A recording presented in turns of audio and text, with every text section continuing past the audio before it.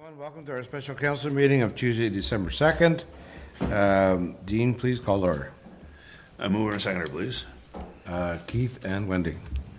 Moved by Reeve Watt, second by Councillor Hewitt, that the special council meeting of December 2nd, 2025 be called to order at 4:30 p.m. All in favor? Carried. Roll call. Mayor Bennett. Present. Reeve Watt. Present. Councillor Gauthier. Present. Councillor Hewitt.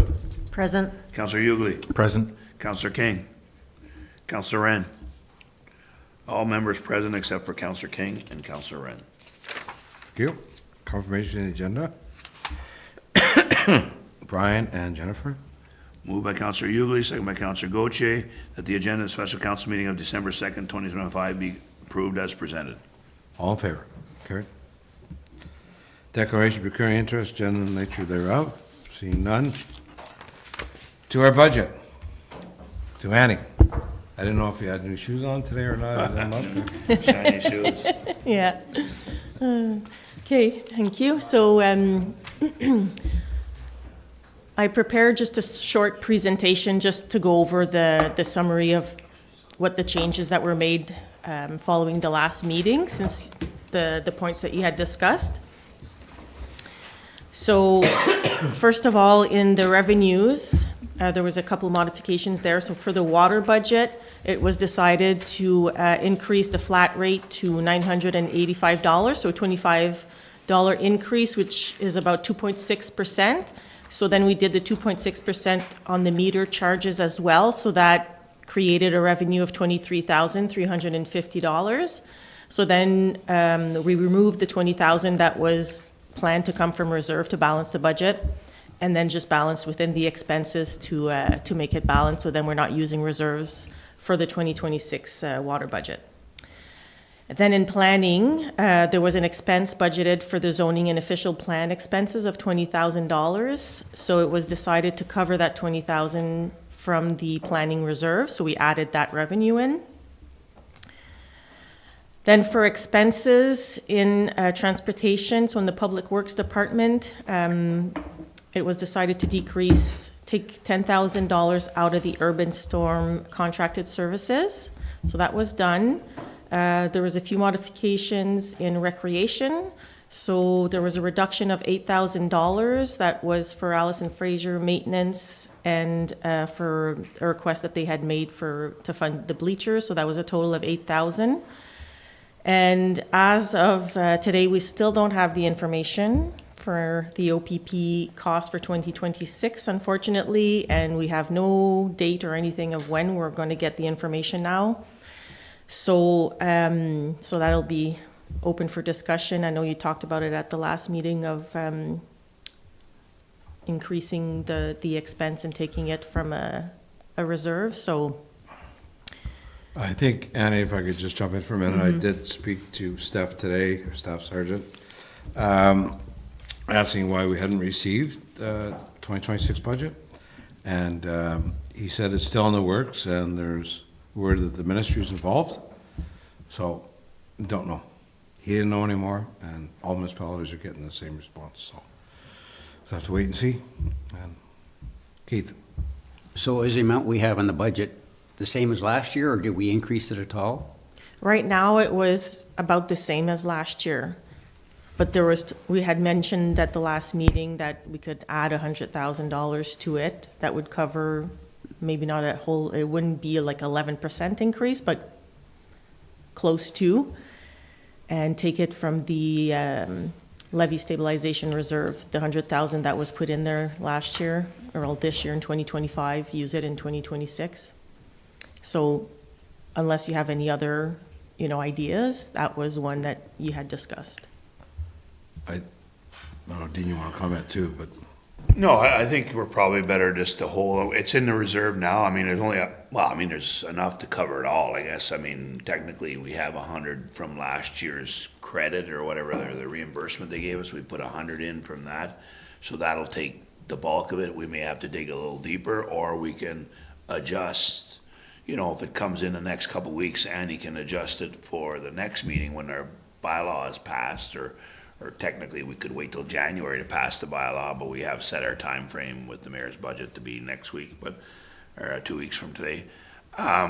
So I think we have a few options there, but at this point, the money is basically all there. We're hoping it's not 11% increase, so we can keep some of it, but we'll see when that comes, I guess.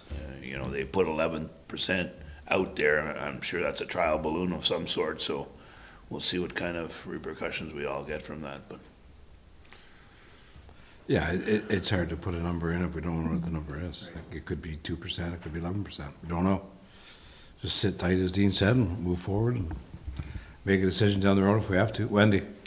Is the number based on, this is what I think I remember anyway, is it based on the call volume from the previous year? Is that how they come up with the number? Well, normally that's the case for us individually, but not the 11%. This is a provincial-wide increase. Everybody's going to get 11% based on, well, up to 11. I shouldn't say they're going to get 11. They've told us that's the cap. The cap, exactly, is 11%. So it has nothing to do with call volume. This is just the whole province's police department the OPP is getting charged this amount of money. And I guess they're trying to figure out whether that's 4%, 5%, or 11%, you know. Okay. Okay. Okay, so as for the levy, you guys had discussed to increase the levy by 6.9% from 2025, so that's $511,912. So that's the way that the budget's been created. So with these changes to the revenues and expenses, the effect on the budget is basically creating a $37,000 revenue, which I know that the plan was to try and reduce what we're taking from reserves. So that's what I've done, is just reduce what's coming out of reserves, and then we're just rebalance that way. As for the reserves, just for a little bit of information to compare last year and 2026, and just in those numbers, I haven't taken into account the capital reinvestment amounts, because they go up every year, and you put it in and take it out the same year. So this is just all the other reserves. So in 2025, there was $193,260 that was transferred from reserve into the 2025 budget.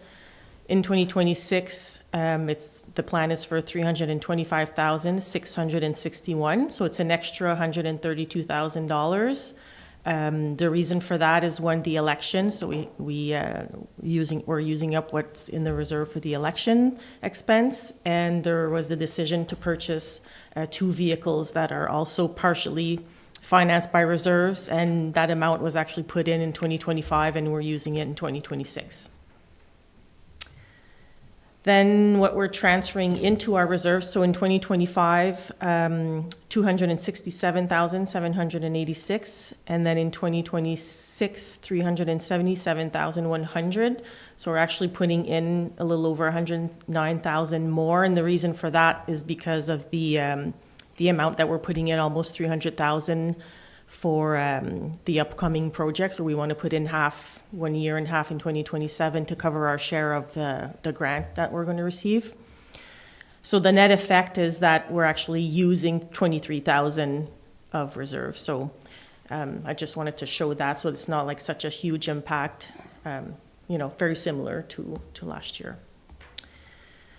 There was also a financial request.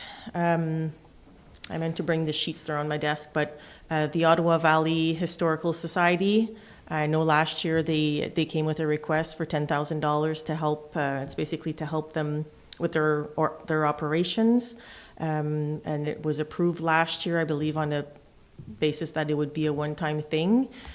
So they've requested the same amount again, and so I just put it in there for discussion and decision what you want to do. It's not included in the budget right now. If I remember correctly, last year, we typically were going to give them 5, but because they're in a bit of a financial disarray, they were looking for an extra 5, if I'm correct. So asking for 10 again, I think, is maybe, council wish we go back to 5. I don't know, do we have any dollar, like there's no statement from them or financials, just a letter? Yeah. Okay. Jennifer? Two things. For me, it should be like everyone else. What you're using this for, what's the need? Do you do any fundraising? It's the same, but it also says here, does not meet criteria. I don't understand why we're No, I guess what that means is we're, basically our donation criteria is, we see this as not being part of that because this, I mean, our whole donation, and Chris can comment, but our whole donation policy, I think we have a budget of 12, is it? Just I offhand? think so. Yeah. So, Yeah, so the total budget for last year was 17, coming into 2026, it's gonna be 16, and that's supposed to be split between two different pots. It also exceeds the amount, which would be 25% of the total pot, which we would allow for that. So for multiple reasons, it falls outside that, and then addition being outside the township, but mainly for that because of the policy. yeah, because, we don't see this is kind of a user group more so than strictly like another smaller group looking for certain funds for a particular cause or something. This is something where we need to make a commitment, either we're going to help them financially yearly, or we're not, or last year they did provide a whole bunch of things, what they were gonna do with the money. I know this year they just sent a letter. We didn't ask them for anything further too. We could circle back, I mean, at this point. But, anyway, I think, as the mayor stated, we did in prior, we used to, give them a donation, and it might have been 5, I don't recall. But then we kind of stopped for a few years through COVID and all that, and then last year they were in need, strong need, or they were gonna have some kind of issues of closure and stuff like that they were talking about, so we donated 10 to help them with their operations, and I guess they're still scrambling for that. Wendy? I know that some of the requests were for critical repairs to their building, but I also did see yesterday that there was an announcement that they received $90,000 from the Ontario Trillium Foundation to help with their critical repairs, so just thought that you might want to know that as well. Maybe we could ask them for a grant. So what's council's wishes? Do you want a table and just say, more information? Okay. Could we do that? Okay, so we'll circle back at this point. The budget doesn't state it, but I mean, we could, I'm sure we could probably figure it out anyway if we decide to do it, but we'll circle back and get more information. Okay. Okay. Sounds good. So that was it for that presentation. There wasn't much changed. So if there's any other comments or if there's anything else that you want to look at or modify, I guess now's the time. Oh, I'm good with it. Council, any questions, comments? Okay, Okay, sounds good. Thank so you. are we going through the draft budget work? Well, I mean, I guess that's the next, I don't know if Annie has any to add to that, or that's just for your information. If it's for your information, then, you know, we could certainly discuss it. We do have some time. Obviously, we're here till, somewhere close to 5:30 for the other meeting to start, but if there's any other discussion, we can certainly go through there. Do you have anything to add into that, or you're pretty well, no? No, I don't think so, because it's there for you guys to look at and if you have any other questions, but I just inputted the changes and, Right. No, we did go through it in detail. Brian? I did have a few comments. Sure. on the, Yeah, sure. On the other part. First question was, there seems to be a huge variance in the benefits. When you look at the salaries and you look at the benefits, and it's running anywhere from 17% to the fire guys on the low end to almost 40% on other ends. And is that, Well, first of all, in a lot of departments, benefits change depending on the department. Like the fire department has different benefits than the actual full-time staff, so that's one thing. The other thing is, the benefits of all the salaries are sometimes lumped into one category. So like roads, where salary gets divided into, you know, snow plowing and brush cutting and everything else. But then we put the benefits in the administrator, or in the actual budget for, if you know what I mean. It's just that breakdown. We don't break it down for each different minor kind of so that's probably some of it as well, is that, I'm not explaining that properly, but under salaries, like, because we put salaries and then we disperse the salaries throughout the different accounts, where benefits, we just put it against the main and in public works case, public works account or administration account.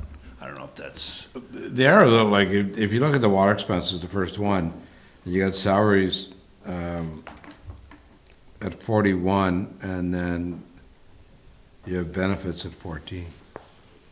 Yeah, and then I was just scrolling down here, under lottery, you got salaries at 5,000 and benefits at 2270. That's 44%. Which one, sorry? yeah, you'd have to tell us. Under lottery. Lottery? Is Oh, that what you said? Yeah, lottery expenses, salary was 5,000 and benefits were 2270, That's under which is a culture. pretty big percentage for, No, but I think it's because the whole lump sum, like I said, it's just the salaries. Well, I'm just trying to find out whereabouts, sorry, yeah, I guess is the question. page 13. I know for the fire, it's gonna be lower because they don't have the same Yeah. benefits. Otherwise, Page 13. they've all been calculated in a detailed spreadsheet with Okay. all the different, so I can go over it again and make sure that there's no issues, but I did go over it a few times. Yeah, I got it now.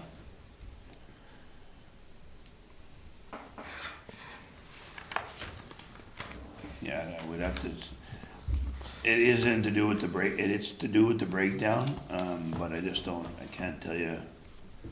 You know, because then under benefits, we got OMERS and everything else, right? So there's some costs there, but I know what you're getting at, like, why is it half of the 5,000 is half is benefits? Yeah, we'd have to confirm that. It just seemed out of whack. Yeah. Yeah, and probably it's caught in another department, like who does lotteries right now? Yeah, it's with admin, it's, Yeah, Right. yeah. Yeah, I think maybe the numbers may not have been proportionally transferred to correctly, but, you know, if it doesn't take a lot of time before the final budget is passed, you can just double check, if you don't Yeah, mind. I will, for sure. Okay. Yep. All right, Brian? My other one, and again, you know, we're looking for savings any place we can here. And in the later report coming up is going to be, I guess my problem is with promotion and donations in that, you know, we're not a service club and sending money to whoever. And under recreation, we have the Halloween movie night.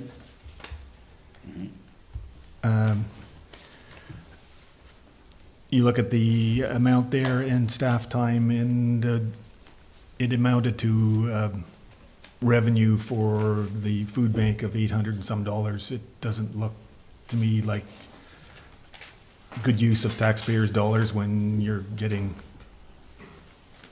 you're putting in 3,000 plus staff time and you're getting $800 back.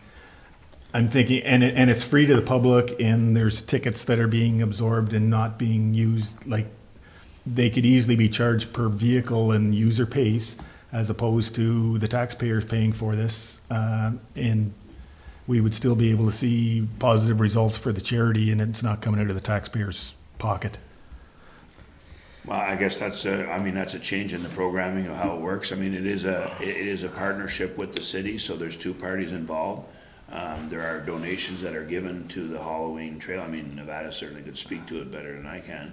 But I mean, in the case where, you know, we do put a budget line item to provide services to the residents, and you're quite correct. I mean, they're well aware of the actual ticket thing, and that's a situation where, you know, I'm talking the spooky movie night, $3,000 Right.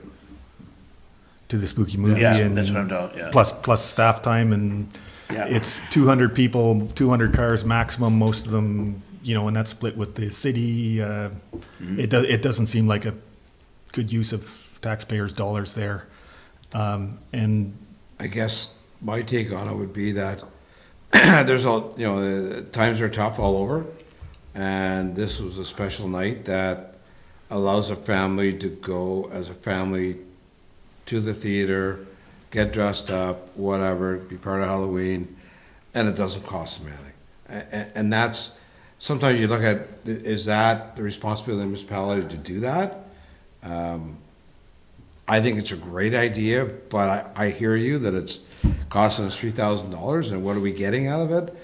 I guess satisfaction from the people that are there. I think it's a fantastic event, and there's lots of corporate people that get involved with it, and Yeah. and that's probably where the money should come from, not from the municipality, and maybe some money from the people that are actually attending, and then they'll actually show up as opposed to just taking a ticket and not showing up.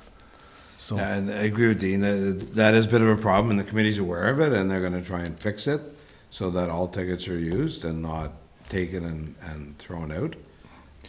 But it's council's wishes if you want to direct staff this year to look at, or for 2026, to look at the program differently so it doesn't cost municipality any money.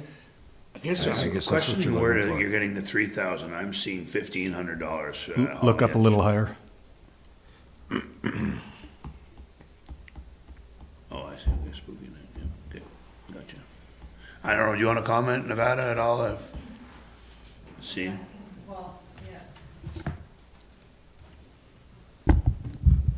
So the cost, yeah, so the city and the township pool their resources together to pay for the facility for the night, and that is it's around 2,000 each, and then I have a little bit of money left over to do my display and whatever other little costs that come up.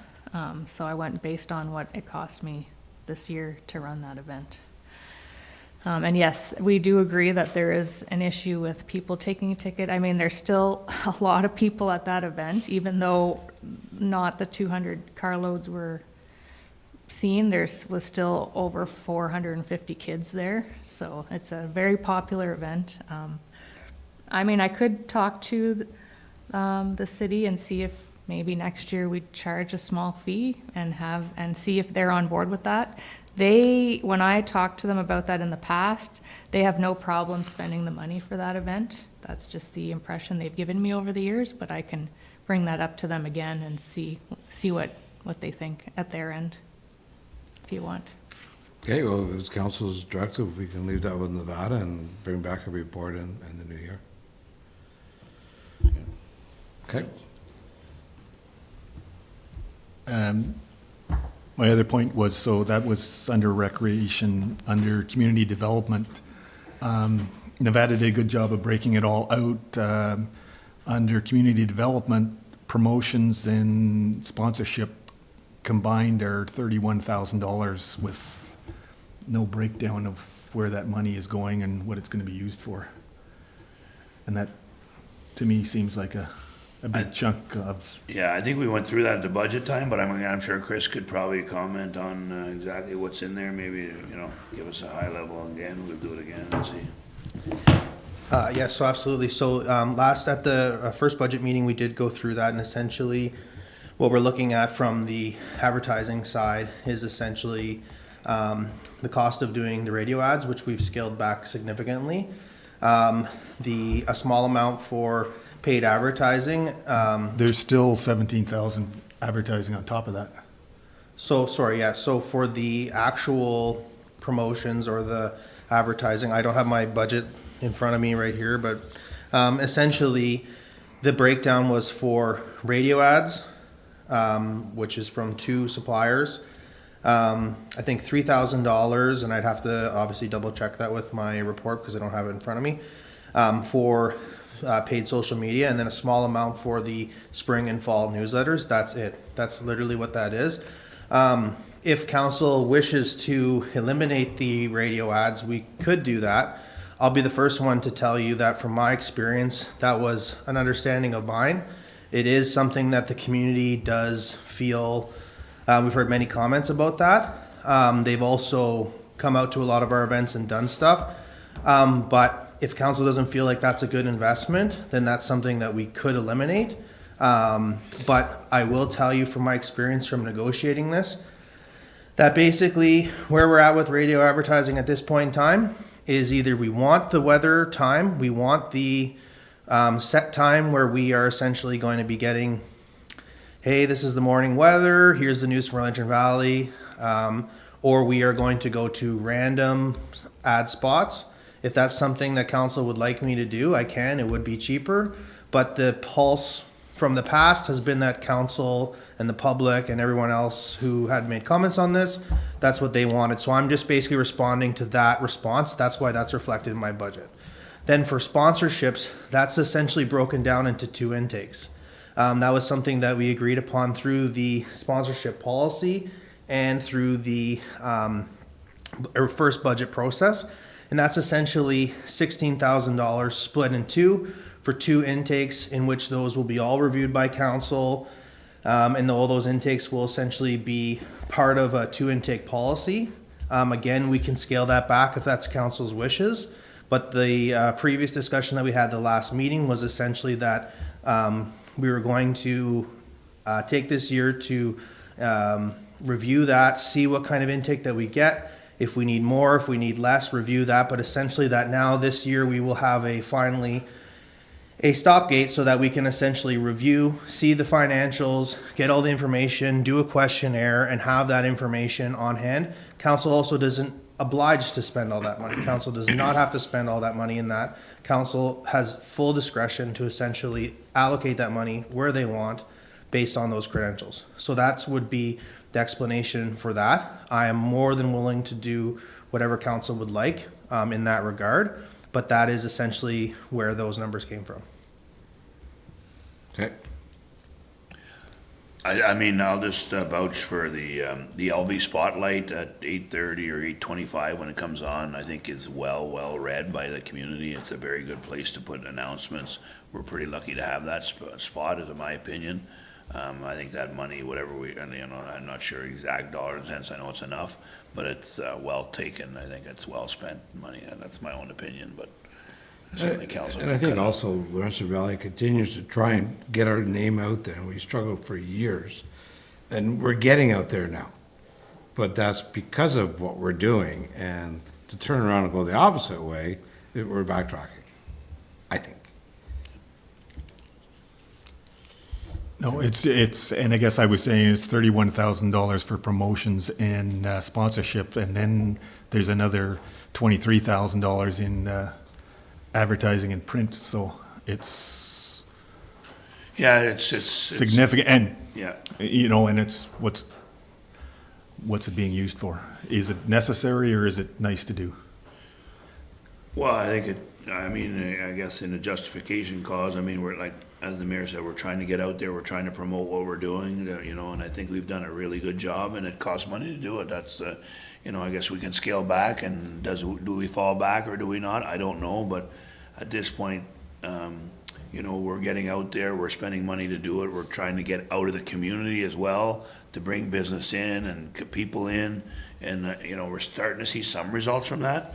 I mean, everybody can argue that, well, maybe they'd come anyway. Yeah, maybe they would, but they hadn't been coming before. I mean, not as much as they are now. So I mean, it's a cost of doing business, whether it's prudent or not. I mean, we have to work hard to do that. I mean, we don't have anything to sell. We're just selling our identity and our place to live and, the community to enjoy and everything else. Our events, we're trying to sell those. That's our share of wares to sell, and that's the way we gotta promote it. So I don't know. I mean, it's council's decision in the end. If you want to hold off and cut some of that out, that's certainly your prerogative, and we can certainly go down that path. There's no question. Does anybody else have any comments? Jennifer? I agree that it's a lot of money, because if someone wants to find something out, they're gonna find a way to find it out. I think it's the same with the ballots and the online voting. I think it's the same. The older people like to listen to the radio. Everybody else does social media. Not everyone has access to computers or Facebook. It's a tough one. It's a lot of money. Okay, well, if there's no other support, we'll just leave it for now. Okay, anything else? Anybody? Now's the time. We have time. Keith? If there's any way we could track some of the feedback from the public, it might be interesting to see how successful it is, whether it's through the monthly newsletter or whatever, asking people for their response. Now, I don't know whether that's, It's hard to gauge, but I certainly, maybe Chris could come up with some kind of criteria. I mean, one of them is our actual newsletter. I mean, I don't know how old it is now. It's probably into its second year maybe, or it might have started prior to you a little bit. Just a little bit before Yeah. me. So we maybe had it since you've been here, and how many subscribers we got now? It's over 2,000. I think it's 22. I can get you the exact Roughly, number, yeah. but I've quadrupled the number since I came here. But I think, and you know, I'm not taking anything away from Chris, but it's the work he's done to do. It's not Chris going, you know, sign here, it's promotion here, and when you're coming to these events, sign here, we'll get you that newsletter. So that's kind of a way of gauging it, you know? I mean, I'm sure there's other ways too, but I mean, we all know we go out in the community now and people, I mean, I can vouch for it. When I first came to Laurentian Valley, people didn't really know where Laurentian Valley was, but people do know now. Like, I mean, we're a community now of our own. We're not kind of Pembroke anymore. We have separated off and we are Laurentian Valley. So it is working. How we gauge it, I don't know. well, just going from the number of 2,200 to be a significant Yeah. number based on our population. Yeah. And just a simple question, do you watch or do you listen to our radio station yeah, I at can do 8:25 in the morning? How do you relate to what's going on in Laurentian Valley? Is it the newsletter, whatever is it? Just some of those type of questions and see kind of feedback and then base that percentage. Or what do you like kind of thing you're saying, like just Yeah. do a survey. You could probably, more targeted, yeah. Yeah, absolutely. I mean, we can 100% start gauging that. My goal with the previous year was essentially to increase the newsletter. So for example, when we were giving away some merchandise, it was as a sign up for the newsletter. We've increased that by a significant amount. The other promotions and other things we do online is a lot easier to track because it tells me exactly not the person's name, but essentially who I got and whatever. When it comes to radio and newspaper, it is reach. But I think when you see people show up to events or comment about an event, I mean, word of mouth through that is obviously a huge thing. We can set up things like that. I will say it is going to be a little bit hard in certain ways to gauge that, but I'm more than willing to walk forward in that path to try to give council more of an understanding of what the impact of this advertising is. I know it is expensive, but it is the industry standard for a lot of this stuff. The costs of doing these things and putting ads in and making that connection with people. And I think that's understood. I think if I can understand what you're looking for is a better understanding of the impact of that investment, the return on investment. And I'm more than happy to this year go through that and provide a more detailed explanation so that we can put those concerns to rest and help council understand what that's going towards. Okay. Jennifer? So I don't listen to the radio. The spotlight is Monday to Friday? Yeah. And there's something every day? At 8:25. 825, and then the one we worked out with the Pure Country, because Pure Country is more expensive than My FM. We did have to negotiate a hybrid where we got the morning ads with some other kind of thrown in, but My FM gives us a specific time every single day, every morning, and then multiple spots throughout.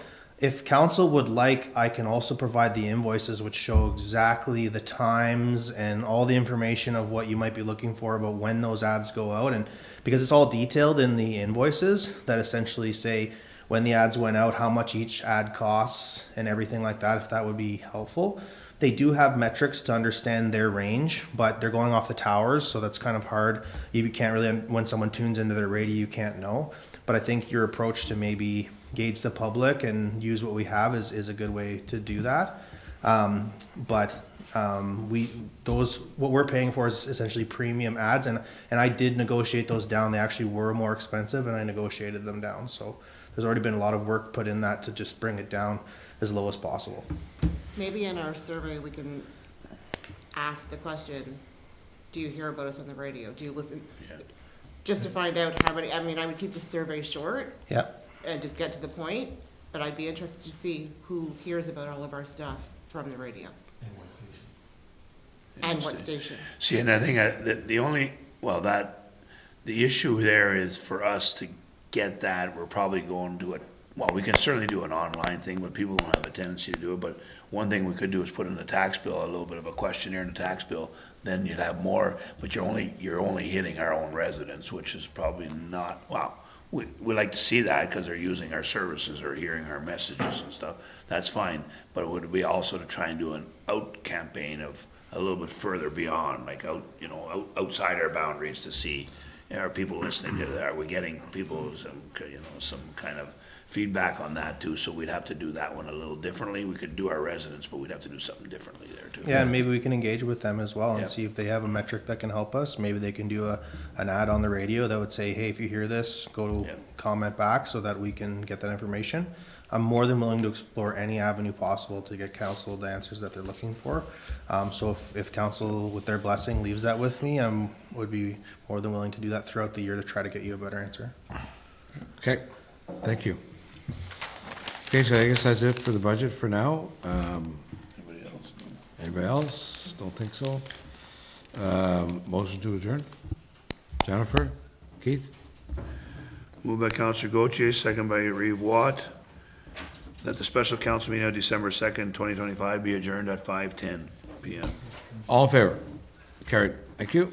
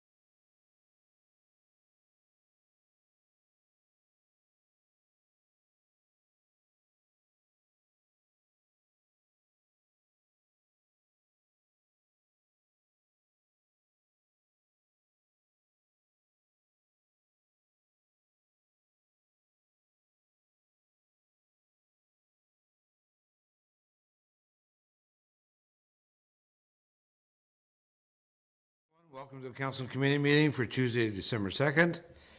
Dean, call to order, please. Mover and seconder, please. Brian and Keith. Moved by Councillor Ugly, second by Reeve Watt, that the council and committee meeting of December 2nd, 2025 be called to order at 5:30 PM. All in favor? Carried. Roll call. Mayor Bennett, Present. Reeve Watt, Present. Councillor Gauthier, Present. Councillor Hewitt, Present. Councillor Ugly, Present. Councillor King, Councillor Wren. All members present except for Councillor King and Councillor Wren. Thank you. Approval of the agenda. Jennifer and Wendy. Moved by Councillor Gauthier, second by Councillor Hewitt, that the agenda of the council committee meeting of December 2nd, 2025 be approved as presented. All in favor? Carried. Any disclosure of procuring interest? Seeing none. No delegations. Motion to open up a public planning meeting. Wendy and Ryan. Moved by Councillor Hewitt, second by Councillor Ugly, that the council of Township of Laurentian Valley here pursuant to sections 17, 21, 34, and 36 of the Planning Act hereby declare a public meeting open at 5:35 PM to discuss official plan and file amendment 02-2025-01, OPA number 20, and zoning bylaw amendment file number Z 2025-07 KEMAC, severance number B 7525, zoning bylaw amendment file number Z 2025-09 Splinter Forest Lee Road, and zoning bylaw file number Z 2025-10 Turcot Estate, severance number B 1025. All in favor? Carried. Laurie, please. Okay, so we do have 3 separate files, but 4 different applications before us tonight. Just for anybody who's present in the gallery, we do have sign-in boards if there's anybody who would not normally receive a notice that wants to sign in to receive a mailed notice of any decision of council related to these applications. Again, with all of them, just a reminder that it is a public meeting, so any comments, including names, addresses, are made part of the public record. So by giving your verbal comments, you are basically acknowledging that you're giving us your permission to have that as part of the public record and share it with whomever it deemed appropriate to share it with. So for the first set of applications, it's a concurrent application for both official plan and zoning bylaw amendment.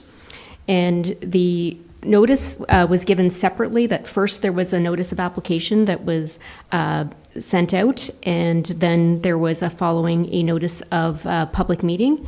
And so the notice of public meeting is again set out in accordance with sections 16.3, 17, 21, 22, 34, and 36 of the Planning Act. And again, this is because we have both official plan and zoning bylaw amendment, and as well the use of the holding symbol. So the purpose and effect of the notice was as follows. So we have item number 1 is official plan amendment number 20, file O2025-01. So the purpose of proposed OPA number 20 is to permit the use of lands for construction of a single detached dwelling on the proposed severed lot to be created per a concurrent application for consent number B 7525 filed with the County of Renfrew Land Division Committee. So the effect of the amendment is to redesignate the portion of lands from commercial to rural. And a concurrent application for zoning bylaw amendment has also been filed, and this is item 2, zoning bylaw amendment file number Z 2025-07.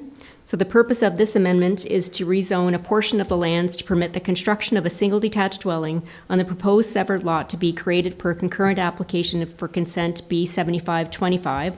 And the zoning bylaw amendment is also required to implement recommendations of supporting studies and to provide additional spatial separation distance between the proposed residential use and the commercial use on the retained lands. So the effect of the amendment would be to establish a rural exception 94 zone with special exceptions to permit the single detached residential use, and establish a minimum rear yard setback of 30 meters and minimum side yard setback abutting the proposed retained lot of 5 meters. The subject lands, which are the proposed severed lot, would be rezoned from highway commercial to rural exception 94 holding. And the holding zone would be applied to establish that the principle of the use, with the condition for removal of the holding zone being the approval of the associated official plan amendment number 20, the approval of application for consent B7525, the amending of the existing site plan agreement, and the entering into a development agreement as a condition of consent. And that would be to implement the recommendations of the various studies and reports that were provided to support the application for severance. Again, copies of all of the application materials and information is available for inspection at the township office for anybody wishing to look at those documents. And again, anybody is able to participate in this public meeting and make written or verbal comments, either supportive or opposition to the amendments prior to a decision being made. I will make one clarification as well. So in terms of the zoning bylaw amendment, how that works is that a decision would be made by a municipal council here as the Township of Laurentian Valley Council. For the official plan amendment, a decision to support and adopt it would be made by Laurentian Valley Council. However, it would then have to be forwarded to the County of Renfrew as the approval authority for amendments to the township official plan. So it's a two-staged set of approvals, and it's those notices that would be sent out by the county further related to the official plan amendment. So again, just to understand that connection between the two sets of applications. We did circulate in accordance with the requirements of the Planning Act, and we did not receive any written comments. We did also provide copies of the information to the Ministry of Transportation because the subject lands are coming off of the property known currently as 1321 Pembroke Street East, which is Highway 148, and it's within Part Lot 14, Concession 2. And there is a map that is showing the air photo that shows you generally the location of the severed lot, and then the retained lot being the existing development known as KeyMac Motorsports. And again, that's the general location. Okay, does council have any questions or comments? I have one, Lori. It just seems to me, when I read this, for the residential lot, the studies being done, especially the noise, I don't remember seeing in the past when somebody's building a house or dividing into a lot that you have to go out and do noise studies. I'm kind of mystified because that costs money to the taxpayer. So in terms of the location of this property, because it does also require official plan, it's official plan amendment, and it also a severance. So our policies do cover off where you have a proximity to the provincial highway. So that's one potential trigger because it's coming from a commercial property, and there are some other commercial uses in the area that would also be a trigger, but also in their pre-consultation related to the consent as well with the County of Renfrew because of the location of the Algonquin Trail as well, that was the other trigger for the noise study as well. Because this was part of, again, it is currently designated commercial, so it's No, I understand. also there is that policy, and again, it's the three-pronged triggers there for noise study and whether we have had others where they have done that, and then they bring in certain features for when you're constructing the house, and very similar recommendations were made from this. Is the county asking for all of this, or are we asking for all of it? Well, our official plan does ask for it, but on top of that, particularly related to the trail, the county has requested that as well. Okay. Brian? So what is the distance from the trail then? Because this doesn't even butt up to the trail. So how far away from the trail is this going to be a requirement for others? Oh, I won't be able to speak to that in terms of when the county might trigger that always as a distance. What I can speak to is in terms of certainly with the provincial highway and with the abutting commercial quasi-industrial users that our official plan does have that trigger. For the actual distance that this is from the trail, just bear with me. I do believe I do have a distance listed in my study that my report that I provided to council. Apologies, I just can't find that quickly, but I'm just going to see back on my air photo here if we can approximate. So that's about 50 meters. I would say it's maybe about 30 meters from the trail? Because it's just on the other side of the abutting house. No, I guess my question was, is this going to be a requirement for all properties now within 100 meters of the trail or 50 meters of the trail, or? Well, I do believe when you do have a Planning Act application that the county has been regularly now asking for noise studies. Again, if you're coming into getting a building permit, there isn't a trigger because it's applicable law. So it's anytime you're opening up a request under the Planning Act that's where, even with MTO, well, sorry, I should set that aside because MTO sometimes has extra powers, but that's what opens the door up for those extra requests. It's so that they can address if, typically part of it is so that if there's buffering or other things that need to go in, that then the county basically is putting that on, okay, you as the new development person, you want to put that there, then it's your responsibility to put in the buffering or the different mitigation. But I guess in this instance, they aren't even abutting the trail though. No, but the mitigation would be things like air conditioning and double glazed windows so that you don't have to have them open in the summer or conversely at times when there could be noise coming from the trail. So that would be the mitigating part. In this case, it's not, perhaps like a fence or that type of thing, but it's the noise attenuation by having air conditioning or, double glazed windows. From past experience. Any other comments from council? Any comments from the public? Okay. Dean, we have a motion? Yes, please.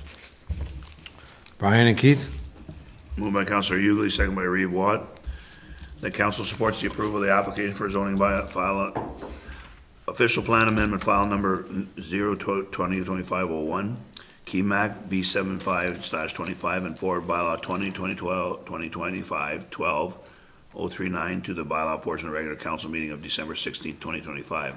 To adopt OPA number 20 to the Township of Laurentian Valley official plan and directs the township planner to submit the required information to the county of Renfrew for approval. And that the council approves application Z 2025-07 KEMAC as presented, subject to the condition for removal of the holding as set out in resolution and forwards bylaw 2025-12-040 to the bylaw portion of the regular council meeting of December 16, 2025 for passing. And further, that council establish conditions for removal of the holding symbol for the zoning bylaw amendment file number Z 2025-07 as follows. That OPA number 20 has been approved by the county and is in effect. That consent B7225 has been approved and certificate registered, and that the development agreement as condition of consent B7525 has been entered into and registered on title to implement the recommendations of the supporting studies, that this existing site plan agreement has been amended, and that the record of site conditions has been provided. All in favor? Carried. Our second, Spencer, Forestry Road. Laurie, please. Okay, so our next application, it's an application for zoning bylaw amendment only, as is the one that will follow. So this is application file Z 2025-09, and this was issued as a joint notice of application and notice of public meeting. And again, this was issued in accordance with the requirements of the Planning Act per sections 34 and 36, and the notices were issued on the 12th day of November. And the general purpose and effect is as follows, that it's to permit a cluster style rental housing development on private services consisting of 9 dwelling units comprised of 3 separate 3-unit townhouses, all on one property in single ownership. So the effect of the amendment is to establish a rural exception 95 zone with special provisions to add cluster housing on private services with a maximum of 9 dwelling units and a maximum of 3 separate buildings as a permitted use, and to permit a parking area with an exterior side yard being Forestly Road. And the subject lands would also be rezoned from rural to rural exception 95 holding.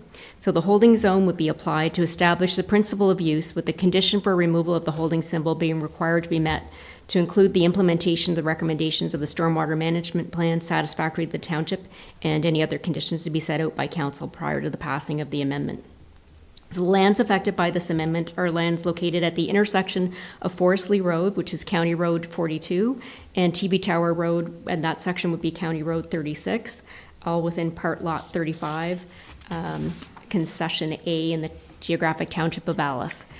So again, copies of the proposed amendment and all the supporting information that's provided with the application are all available again at the township office for an inspection and review at any time by any members of the public or public bodies. And again, this is part of this is a public meeting, so comments will be part of the public record if people do make those. And we did not receive any written comments from any members of the public or any verbal phone calls on this application either.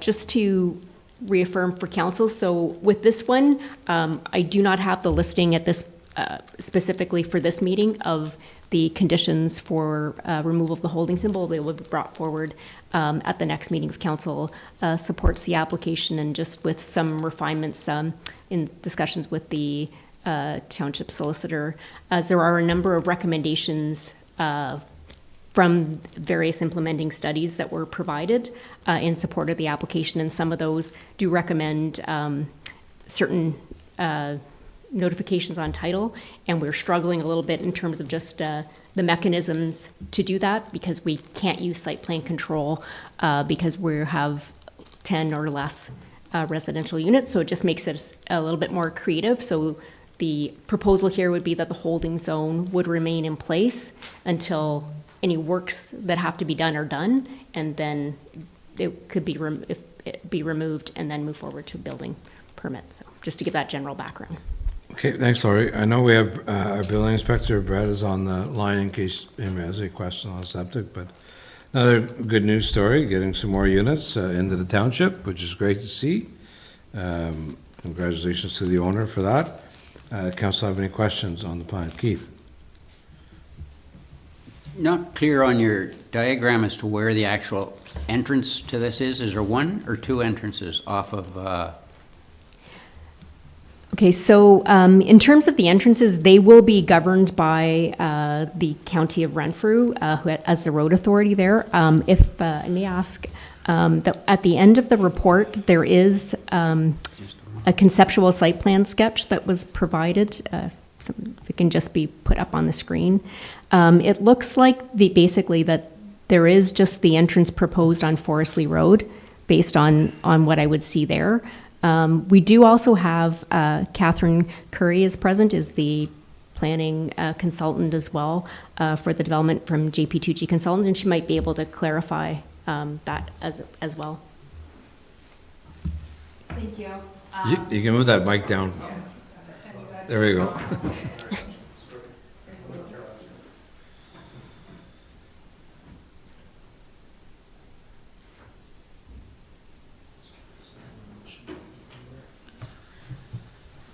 Thank you. There we go. Yes, right now it's just one access proposed off of Forestly Road, and we have reached out to the county to start that process. Okay, thank you. Thank you. Any questions, comments from council? Do we have anybody online? Okay. Thank you. Motion. Jennifer and Wendy. Moved by Councillor Gauthier, second by Councillor Hewitt, that the council committee supports application for zoning bylaw amendment Z 2025-09 Splinter Forestly Products. No, Splinter Forestly Road, and recommends that the council pass the amending zoning bylaw as proposed at the council regular council meeting of December 16, 2025, subject to council also passing a resolution setting out the conditions for removal of the holding symbol, and directs the township planner to provide supplementary report with final recommendations on the resolution setting out the conditions at the December 16, 2025 meeting. All in favor? Carried. Okay, our next item is Z 2025 Turcot Estate. Lori, please. Yes, so this is application for zoning file amendment file Z 2025-10. And again, this was a combined notice of application as well as notice of public meeting. And it was also issued on the 12th day of November. And the purpose and effect of this amendment is to facilitate a severance by establishing a reduced lot frontage and lot area for the proposed retained lot and establish a reduced minimum setback from the rear lot line for the existing accessory structures, and to also permit 2 existing accessory structures on the proposed separate lot prior to a new dwelling being constructed. So the rezoning is a condition of consent for County of Renfrew consent file number B10/25. And so the effect of this amendment is to establish a residential 2 exception 11 zone with special provisions to establish a minimum lot area of 1366 square meters, minimum lot frontage of 21.34 meters for a single detached dwelling on well and septic system on the retained lot, part 2, and establish a minimum 0.18 meter setback for an existing accessory structure. And the residential 2 exception 12 zone is also to be established with special provisions for the proposed severed lot, part 1, to permit 2 existing accessory structures to a permitted residential use prior to the construction of the proposed residential dwelling. So the use of the accessory structures is limited to accessory storage related to residential use. The proposed retained lot, part 2 on the draft survey, is also to be rezoned from residential 2 to residential 2 exception 11, and the proposed severed lot, part 1, is to be rezoned from residential 2 to residential 2 exception 12. And the lands affected by this amendment are known currently as 65 Acre Road, within part lot 30, concession 16 in the geographic township of Alice. And then, as you can note by the map that is up on the screen as well, that the property itself also does have frontage on Gore Street.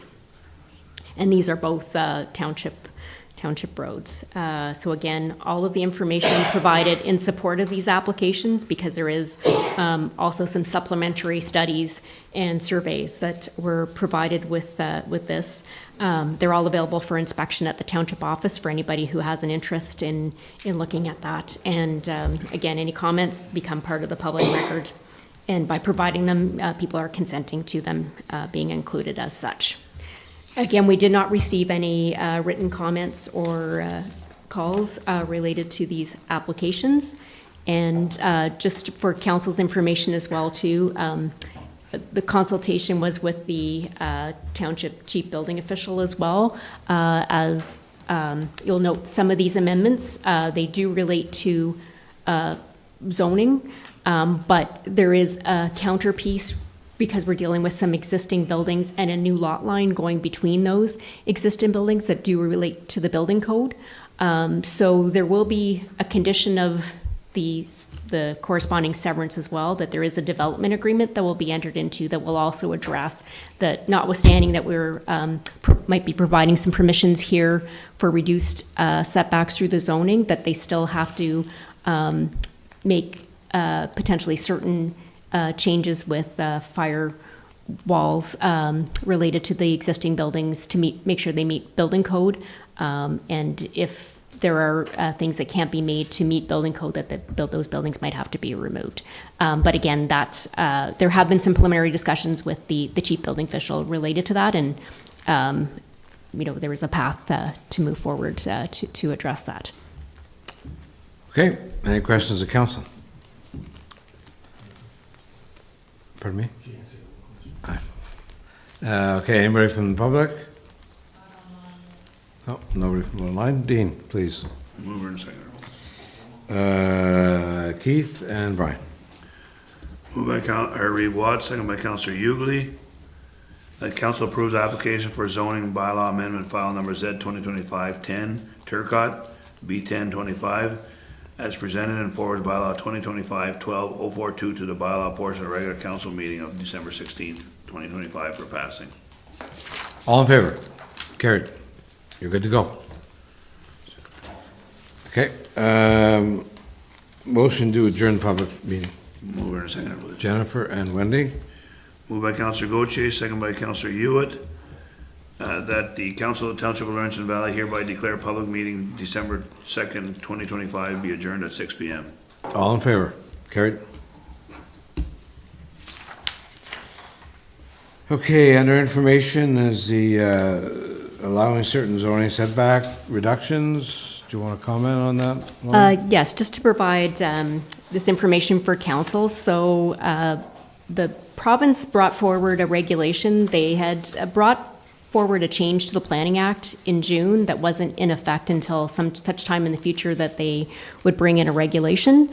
They did bring that in kind of bang in effect last week. So we're all still addressing how we'll deal with this moving forward. But essentially what it means is that for any areas that are on sewer and water and that are outside 120 meters from a wetland or a river or lake, that as of right, a setback other than a water setback, they can have a 10% discount in.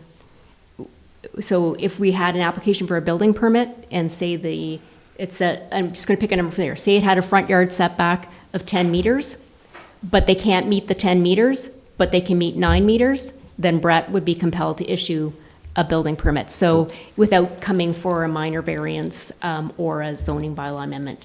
So my instruction and my discussions with Brett is that essentially when he gets a building permit application in, he'll do his normal review. If it meets the zoning, great, issue the permit. If it doesn't meet the zoning, then we have a discussion to determine if it meets the zoning subject to this regulation, and then a note would go on it so that we have a track for future purposes, because if this legislation ever comes back out, then we need to know what's legal non-conforming.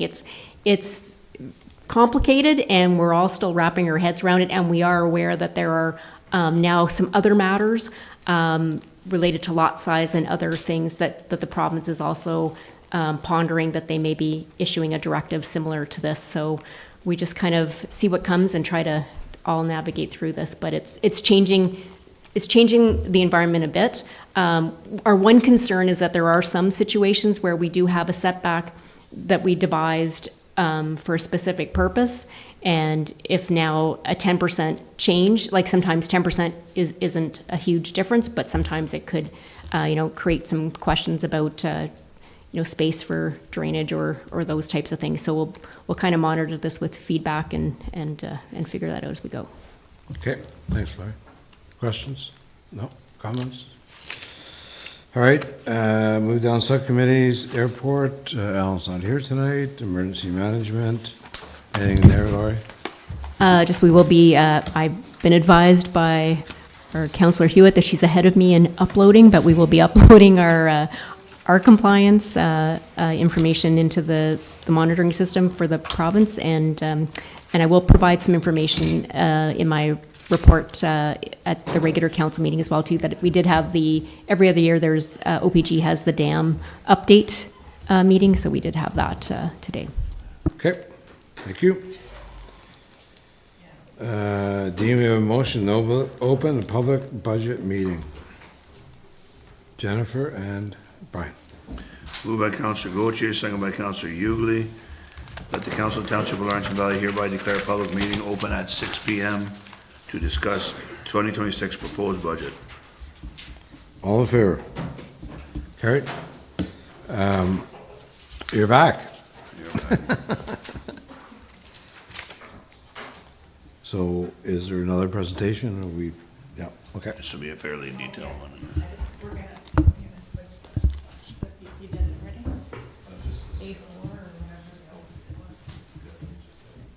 No, that was just to change it through the whole presentation for the public and then ask for comments. Okay, Annie, whenever you're ready. Okay. All right, here we go. Okay, so this will be the last longer presentation of the budget for the public to be able to comment and pose their questions if they have any. So it's very similar to the last presentation, just with the small changes that we discussed earlier have been made. So again, this is just a slide about the mission and the vision for Laurentian Valley. So we strive to deliver to our residents an elevated quality of life and a high sense of community while ensuring businesses have an opportunity to grow with us. And we will be a connected community by linking our region with physical and collective pathways, forging partnerships that broaden and expand our services and facilitate unique social opportunities for all. So what we've done so far, we've looked at the user fees, we've looked at a first detailed draft budget, and then just earlier today, we had a special meeting on the amendments. So now we're doing the distribution of the mayor's proposed budget. And then if there are no amendments, it will be deemed adopted at the following meeting on December 16th. So the 1% of the levy increase from 2025 is $73,235. This table represents where all the tax revenue goes. So all the taxes that all the residents pay don't all stay here at the township. There's actually 35.8% that stays here, and the county takes 36.3%. And then education for school taxes is 19.4%, and the policing costs 8.4%. So for the summary of the budget, the levy increase is $511,912, which represents about $78 per median assessed home. And this is, I've upgraded these numbers based on the more recent assessment values. That as for the water, there was an increase of $25 per residential unit for the flat rate fees, and also the metered fees were also increased by the same percentage. Wastewater increase is about $121 per median assessed home. The capital investments are just a little over $2.8 million, and there will be a net reduction in the capital reserves of $405,000. And we'll still have some capital reserves left for about $479,000. So as for the user fees, as you can see, the user fees are permitted under the Municipal Act, Section 391.1. So we'll just look at the different schedules here. First of all, well, the development charges are not necessarily a user fee, it's more of an external charge. But we do show them here anyways, and there is an increase of 3% here, and that's based on the non-residential building index from Stats Canada, and that's from the development charges study. That's how it's supposed to be calculated if you want to increase them. So Schedule A is the general tariffs and fees, and it's really small. But there was no changes to that one. Same for the animal control fees, they're all staying the same for all the different licenses and pet licenses and such. Schedule C, which is the fire fees, had two small modifications, increasing a couple of fees, one related to a special occasion letter going from $30 to $40. And file search, same thing, $30 to $40. And also on the open air burning permit and recreational fire permit, going up $10 each as well. As for the building permit fees, there was just an increase on the square foot amount, the amount per square foot. So that was the percentage was 2.4%, same thing as the COLA percentage on the salaries. That's what was applied here. The rest of the fees stay the same. Mobile food vendors also stay the same. And then the planning fees, it was kind of like different. It's not a set percentage, just different increases based on the reality of the cost and other municipalities, what they charge. Next section is wages and benefits. So looking at the consumer price index history, we can look at from 2019 right up until 2026 what the numbers have been. So for 2026, we're at 2.4%. So that's been applied across the board for the salaries for 2026. full-time equivalent employees, so we're planning to stay the same for 2026 at 24.2. No changes in any department. We're still gonna hire summer students as planned, same thing as was done in 2025. So what's the effect on levy for the wages is 1.06%. Dollar amount about $77,000. The WSIB rate has decreased by 0.27%, so that was about $5,700 in savings. We've also decreased the revenue from summer student grants since we haven't been getting very many. We only got one, I believe, this summer, so we didn't want to over budget there. And then the rest of the difference come from the 2.4% and the going up in the grid for staff, so that's about $62,000. Then you have the proposed Schedule A, which has all the steps and the different positions here with 2.4% applied to it. And the Schedule B is all the other small amounts that can be applied to certain staff. Some of them stay the same. The student rate goes up 2.4% as well. Next section is the debt. So here in 2026, we will have 2 payments for the Roy Street West debenture, whereas 2025 only saw 1 payment, which was the first one. So that represents about $179,000 per payment. Then we're going to have the last 2 payments for the office expansion, so that's about $39,000, and that will be paying off the balance of that loan. You won't see it again in 2027.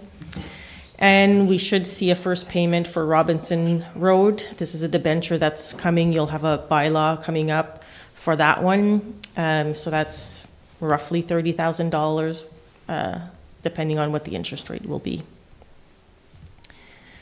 So the effect on the budget of the debt, so you can see per department, like corporate management is a little bit, paying a little bit less because the interest is going down because of the way this loan is calculated. Public Works is up because of the Roy Street and the Robinson Road. So total effect is $181,368 more in payments for 2026.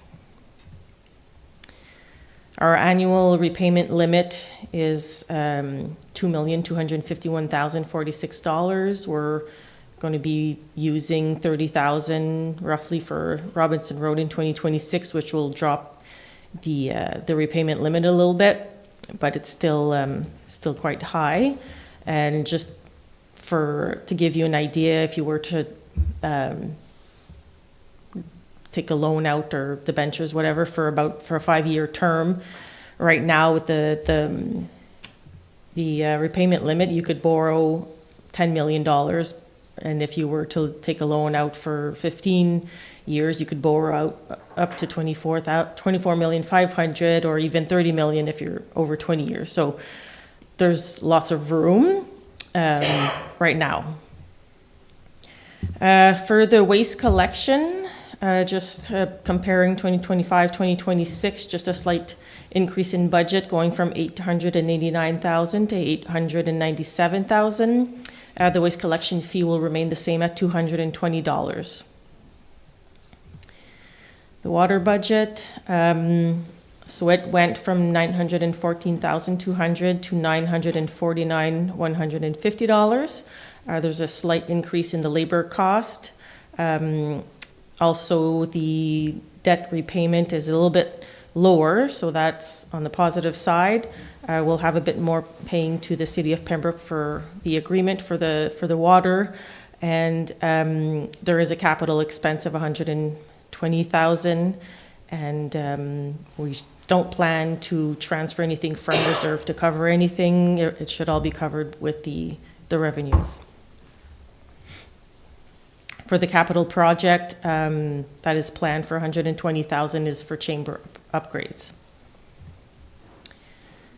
So this is just showing the water rates. So the residential flat rate was $960. It's going to $985, so $25 increase. And then your prices per gallons for the metered rates going up as well, 2.6%. So it's an extra 40 cents for the first 30,000 gallons, an extra 34 cents for up to 270,000 gallons, and then an extra 30 cents if you're above the 300,000 gallons. As for wastewater, the total budget is $1,020,898. Again, just a very slight increase in labor, a little increase with the debt repayment with the Roy Street debenture. Again, increase with the agreement with the city. We budgeted $618,000. The transfer to reserves is $11,698, which comes from water repaying the debt to wastewater, so it's just putting it back in reserves where it came from originally. There is a capital project of $150,000 for force main camera inspection for wastewater, and that amount will come from the wastewater reserve. And that just mentions the force main inspection. So for the wastewater rates, 2025 compared to 2026, so 2025 was about $914 per median assessed home, whereas 2026 would be $1,043. So it's a $121 increase, or 13.11%. So this was just doing a comparison, looking at the 2025 numbers for different municipalities, for us and the city of Pembroke, town of Petawawa, and Whitewater region. For 2026, I don't have all their numbers. I know that Whitewater is going up. Their total for the combined rates could be around $3,300 from what I've seen, but it's I guess it hasn't passed just yet. So, but I don't have the other ones yet. So, but ours is planned to be $2,028 combined for water and wastewater for 2026. Okay, for the operating budget in waste management, there's no change there for revenue. Expenses are down by $1,000, and there was an expense for $4,000 for recycling containers, but there's also a revenue for $4,000, so there's no impact from those on the budget. And the effect on the levy for the waste management is $350,000. General government, so in this section, you have council, corporate management, administration, and information technology. Council and corporate management, so there's an increase of $5,520 for the council expenses. Of that, there's $4,670 that is an increase in wages, and $850 for the education and conference fees.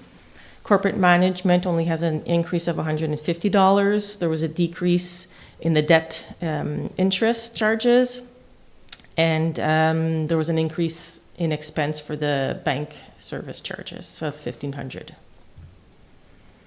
Administration and information technology, so total increase of $122,200, which comes from about $10,000 in wages. The capital expense for the new flagpole, so that's $16,000. The elections, which are about $50,000, which come from mostly from reserves, and a $50,000 that we put in for the infrastructure needs study. For the information technology, we've increased our regular budget for all of our softwares and all the maintenance and security that we have on our different, in all the different departments. So we've increased by $15,000. Then we put in capital for a few computers to be replaced for $12,000. So the effect on levy for this portion is $1,740,570. The next section is protection to persons and property, which includes fire, building, police lottery, bylaw, emergency management, and animal control. For the fire revenue, we've left them the same to stay conservative. And in the expenses, we see an increase of $42,700, which of that, you have $30,800 that comes from wages, $4,000 increase in material and operating supplies, $5,000 increase to equipment repairs and maintenance, and $2,000 increase in building repair and maintenance. As for building, so revenue increase of $2,000. So this is all the building permits and septic permits. Expenses, we have an increase of $9,350. About half of that comes from wages, and the rest is increase in convention registration and expenses. As for the policing, we don't have the 2026 numbers yet, so we're leaving the budget very similar to the 2025 budget, and it will be adjusted as needed with the reserve once we do have to put in the payments. We also have, on top of that, $8,700 budgeted, that's for the Public Service Board. As for the lottery, there was an increase of $5,000 we put in for the revenues. Then for the expenses, only an increase of $170 for wages, and then everything else is just part of the administration budget for the lottery. It's just a small budget. As for bylaw, there's a decrease of $600 in revenues, increase of $2,100 in expenses.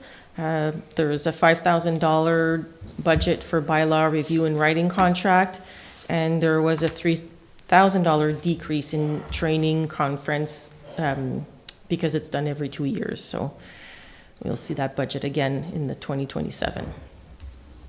For emergency management, just an increase of $500 and increase of $500 to it was for the training registration. Animal control, not much change here, just a decrease in the revenue of $100. And as for the expenses, it's just a $300 difference there for material and operating supplies. So for this whole section, again, you see how much of the levy will cover these expenses. So that's a total of $1,665,395. Planning and development. So this section has planning, development charges, and drainage. On the planning side, we added $1,500 to the revenue, which comes from the fees that we talked about earlier in the user fees. For expenses, we have an increase of $6,300. There's an increase of $5,600 in wages, $1,000 in advertising, and a decrease of $500 in legal fees. Development charges, the revenues, there's no change, there's no revenue.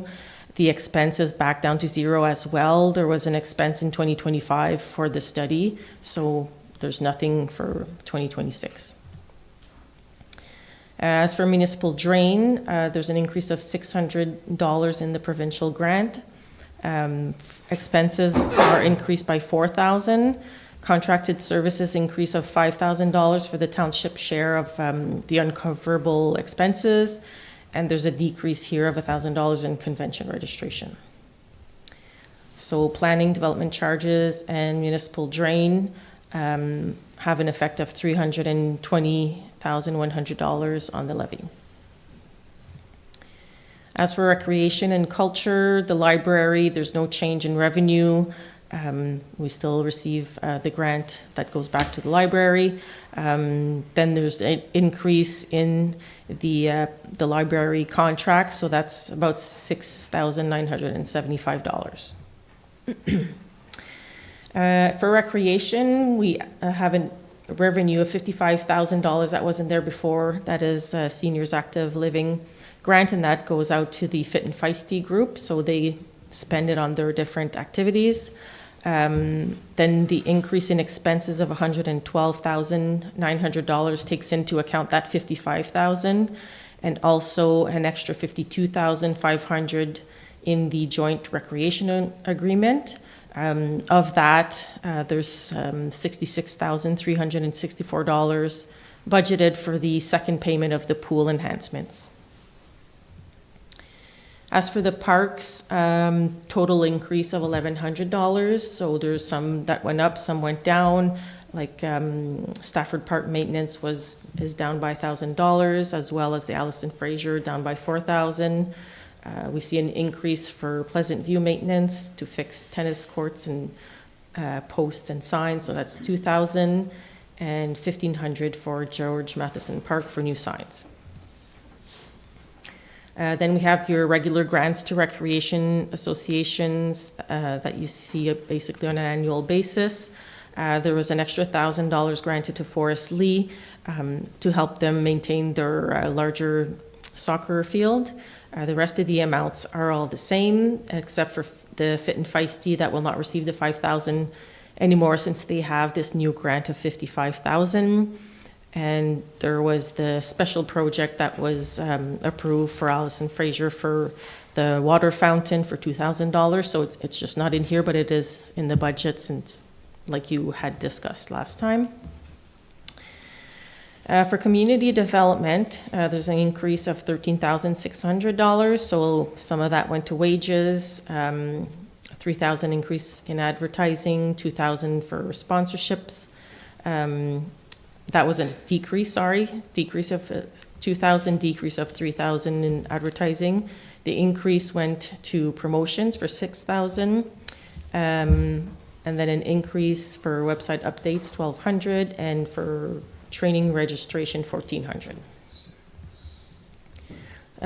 The grants to others has been reduced just because of the change of the different amounts that were just moved around basically for the policies and such. So, but it still exists, and like the amounts that were given last year went out to the Mixburg Cultural Center, the PAC Ski Club, and the Mixburg Athletic Association. So they are likely to be requesting money again this year. I think some have already sent their requests. So for this section here, library, recreation, parks, the grants, the community development, and grants to others,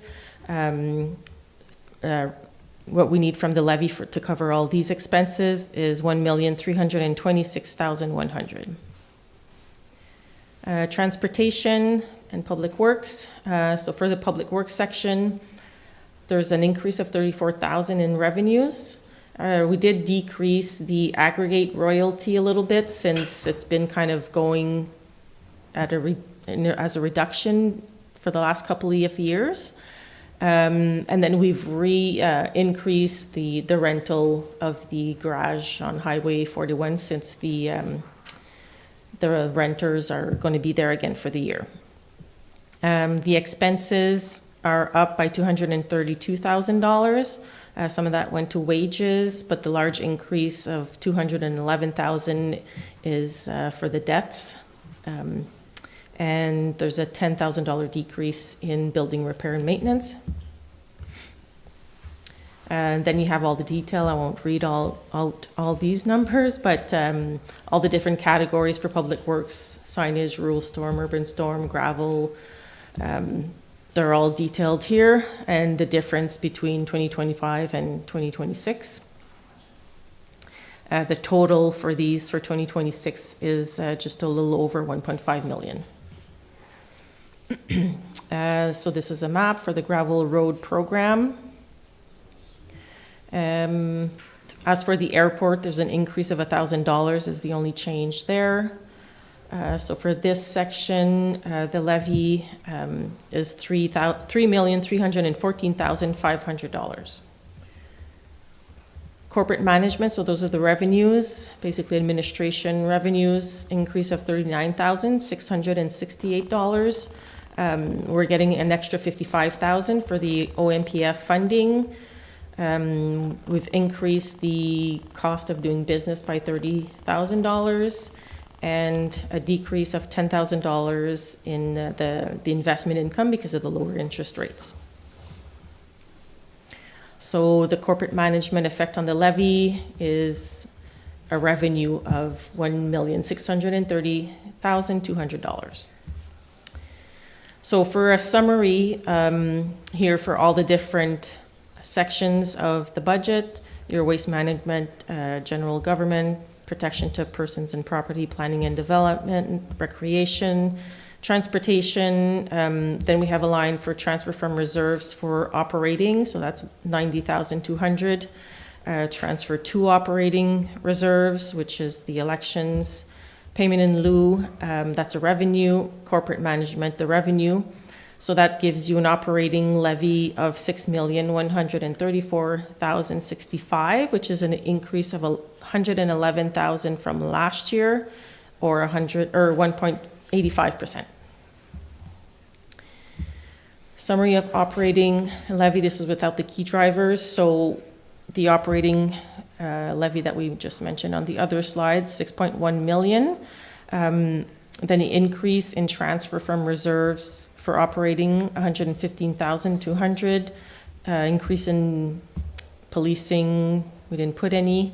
Debt payments is an extra 181,368. So that gives you a total of just a little over 6 million. A difference of $45,497 from 2025, or an increase of less than 1%. Capital budget, so what's available to spend on capital? We have our capital reinvestment reserve. That is a balance left from 2025 of 133,000. We're projecting to put in 944,000 in 2026. And we also have other capital reserves that total 727,000. And then our two grants, the OCIF and CCBF. So that's another almost 700,000 for a total of 2,495,163. So what are the capital expenses for 2026? We have our computer replacements for 12,000. Flagpole, 16,000, and then the infrastructure needs study for 50,000. In the fire department, they're looking at 3 sets of bunker gear. That's $10,800. The airbags for extrication, that's 6,000, and a new rescue truck for 250,000. In the recreation department, there's playground surfacing upgrade for Forest Lee Park. That's 20,000. They're looking to replace some ductwork and central air unit at the LV Lodge, that's 18,000, and replace the second furnace and the parking lot drainage, that's at Shady Nook, for about 20,000. In the Public Works Department, they have the purchase of a one-ton dump truck, so 120,000 for that. Used wood chipper, around 25,000. There's culvert replacements for 120,000. Tandem plow truck for 390,000, and some easement clearing for 50,000. So as for the different road projects, we have all the maps here. So you have the maps with the amount at the bottom and how many kilometers per road. So there's Stafford Third Line. We have Beeline Road here for 1.4 kilometers. Richardson Crescent and Marion Street, Forest Lee Road, Lubitz Road, Bronze Road, and Lark Street and Fairview Avenue South. And a larger map here where you can see the different roads. So this is just the breakdown of all the numbers. So you have a total of almost 9 kilometers of work and to be done, for a total of $1,650,250. As for the proposed capital projects, that's the whole list here. So all of your admin, fire that were mentioned, all the public works and recreation, they total up to just a little over 2.8 million. They're all listed here. The proposed financing, so with debt, we're proposing to spend 2.8 million on capital projects. We're going to use everything that we have in the capital reinvestment reserve, so that's $1,053,000. We're going to use the total of the 2 grants that we'll receive from OCIF and the CCBF. There's a provincial grant for emergency management of $50,000. And other capital reserves that we'll use, $235,461. And as for the tandem plow truck, we plan to debenture it for $390. And so the capital levy that will be used on the rest of the 2.8 million is $389,000. So the summary of the tax levy, so you have your operating levy, 6.1 million compared to 6 million in 2025. The capital reinvestment, 944,000. And contribution to the other capital reserve, 368,300. And the capital levy for the expenses, the capital expenses, 389,000. So that gives you your total levy of 7.8 million, increase of 512,000, which gives you your 6.99%.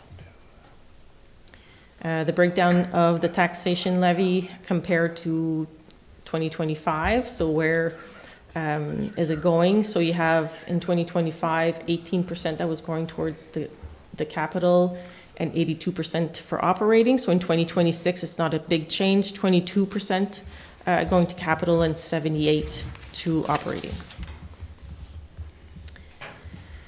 So the levy increase is 6.99% and about $78.59 per median assessed home.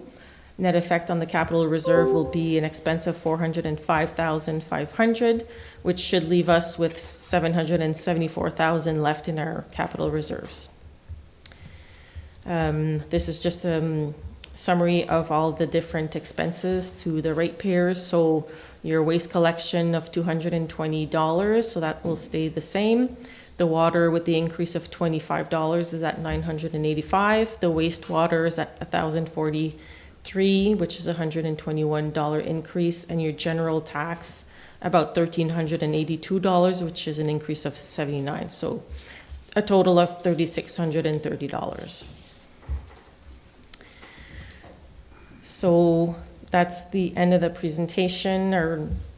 Our next step will be to see if council has any comments or amendments they want to make. If everything is good to go, it will be deemed adopted at the next meeting. If not, it will go into January. So open to comments from council and the public, I guess. I think for council, we've pretty well given our comments, unless anybody wants to add anything more. Wendy? Just more of a general statement. Do we put out there, you know, the graph where it shows how much goes to county and how much goes to policing? Do we really have that out there? Like, is it on our website so that people understand that only 35% of the taxes actually stay here?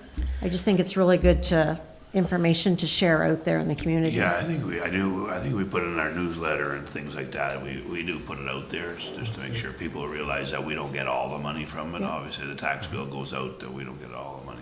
Chris Yeah, is and not this in presentation Chris is goes not on in there his as head, well. So yes. Yeah, and we will update it once this comes through. We'll update it for these numbers proportionally, but every year we put a pie chart on there. I knew it was in our tax bill. Was wondering maybe if we could add some more to, you do an awesome job with social media.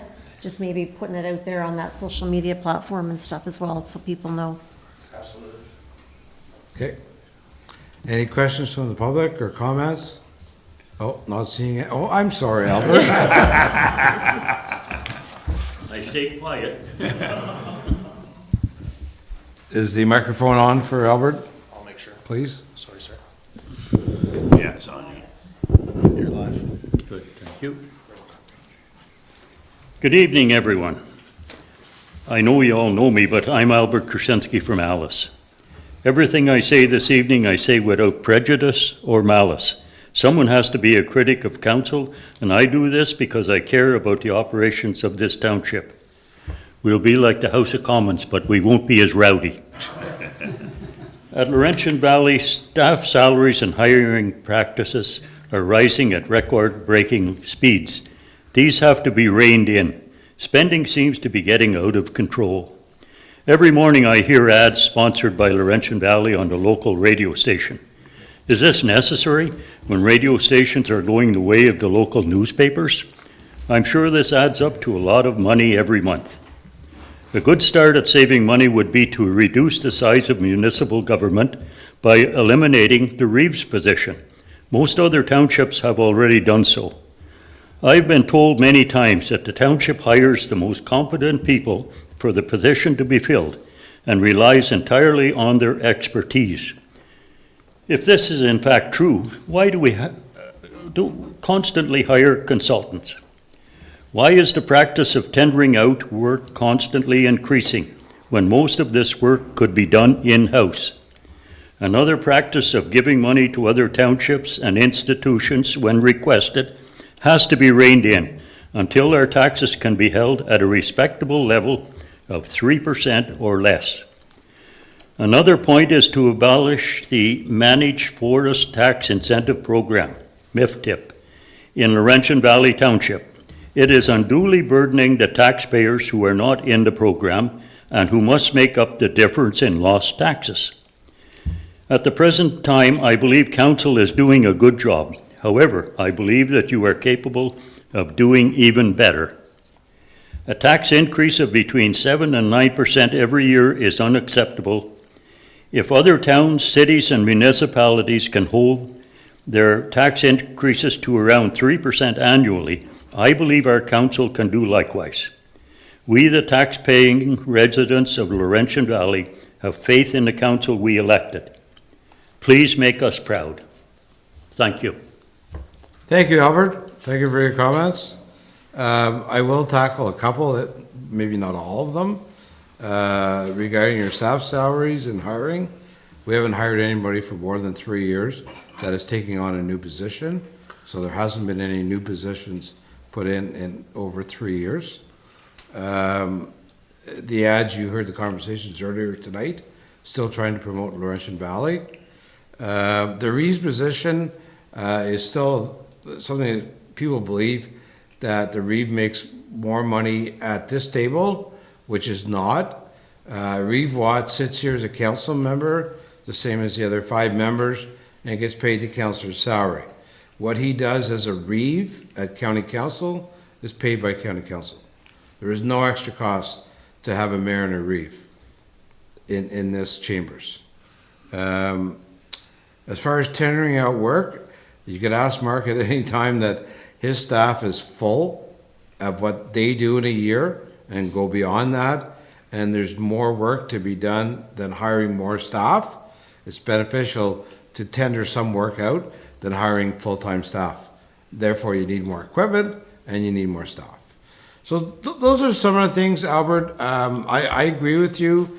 Operating at 7 and 9% increase every year is difficult, but you have to remember that our 1% increase is $73,000.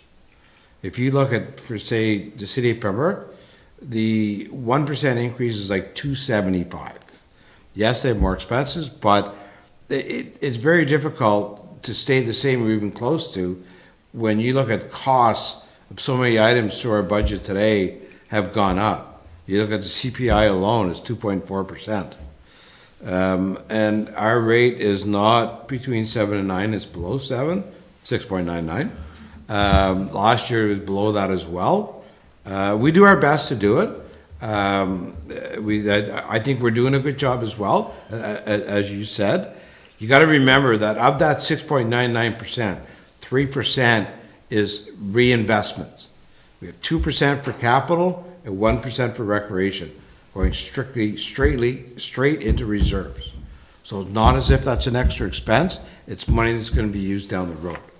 And I believe for any council, putting money away in reserves is huge. We are behind in our recreation. We could even be putting more in, but we don't want to add any more tax burden to the taxpayers. So those are some of the comments. I don't have time to go through all of them, but you and I can have that chat at some time. But I appreciate your comments. Okay? Thank you. Thank you. We'll move on here to motion to close the public meeting. Keith and Jennifer? Moved by Reeve Watt, second by Councillor Gauthier, that the Council of Township of Laurentian Valley hereby declare the public budget meeting of December 2nd, 2025 be adjourned at 6:40. All in favor? Sorry. Thanks, Annie. I thought you did a great job, your first budget, and appreciate all the hard work that went into it, to you and all the stuff. Okay, down to fire. Chief Tim.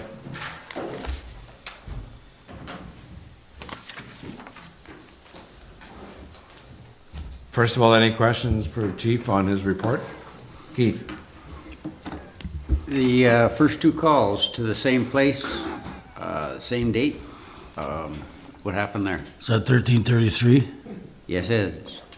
Yeah, there's probably another one down at the bottom of the list there, I think you see. I saw that. Well,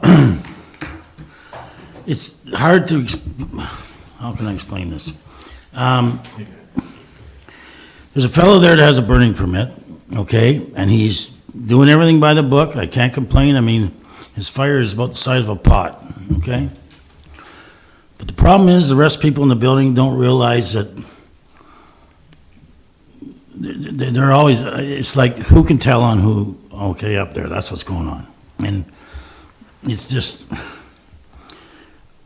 excuse me, that day that we had those two calls, I finally called dispatch and said, look, get another call up there today, just call me directly and I'll go up, because they get in little squabbles and they start calling on each other, and it's just, I don't know how far, I mean, how better I can explain it, but it is what it is. Now, the last call was actually, the alarm actually went off because somebody burnt their hamburger, and it was an actual fire alarm in the building, which is good, because I'm glad the fire alarm works in that building, because it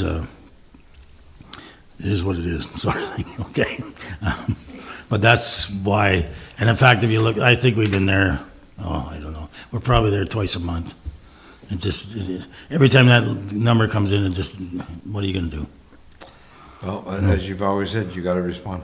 Yeah, I mean, you can't, the time you don't respond is when something's gonna go wrong, and so you gotta take every call the same, so. Okay, any other questions for Tim? Do you have anything to add to us, Tim? I want to tell the one little story that happened today, and I'm going to try and leave out any names, just because I just think this is it's a great story, because it's the valley. A farmer, a local farmer, had his well ran dry, okay, in our area. Excuse me.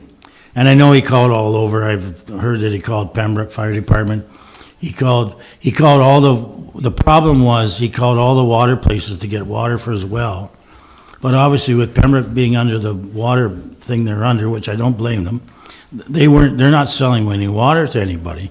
So he couldn't get water anywhere for his livestock because his well went dry. So somehow he got a hold of the chief in, I'll say North Algona, which it was, in North Algona, and asked him if he'd bring him water, because obviously North Algona gets their own well. So North Algona phoned myself and asked me if it was all right, because he knew that we're not using any more water than we have to because of the water things with Pembroke. So I said, no, that's fine. You can come into my area and drop water off in his well. And I mean, I think it's a great story, because it's the valley, everybody helping everybody, you know what I mean? Like, it's just, I just think it's a great story that they came in and they give him some water for his well, for his livestock, okay? And anybody listening, I don't want to hear about your pool, okay? But with his livestock, that's a different situation, okay? Anyway, I just wanted to tell everybody that. No, appreciate that. Always a good news story. That's it, Tim? That's all I got. Okay. Thank you. Thanks. And I know I'll see some of your staff, but from council, wish all you guys Merry Christmas and safe one. Thank you. Okay, animal report. It's there. Any questions for Dean? Seeing none. Affordable housing. A letter of introduction from Ottawa Valley Affordable Housing Incorporated. Dean, what do you suggest we? Well, I see it as information at this point. I mean, if council wants to take another step forward, we can get some direction and do something different, but I don't see us really, you know, it's kind of out of our, I know we're trying as best we can, but it's not an easy fix and, you know, or we don't have any real mandate to help it out, so I don't know, unless Lori has some other comments, but I don't really, no, not yet. Okay, I wouldn't worry about it. we'll leave it there for information for now. Subcommittees, Festival Hall, Betty's not here, Pembroke Public Library, for Wendy, There's no update this month. okay, Public Works, Mr. Fott,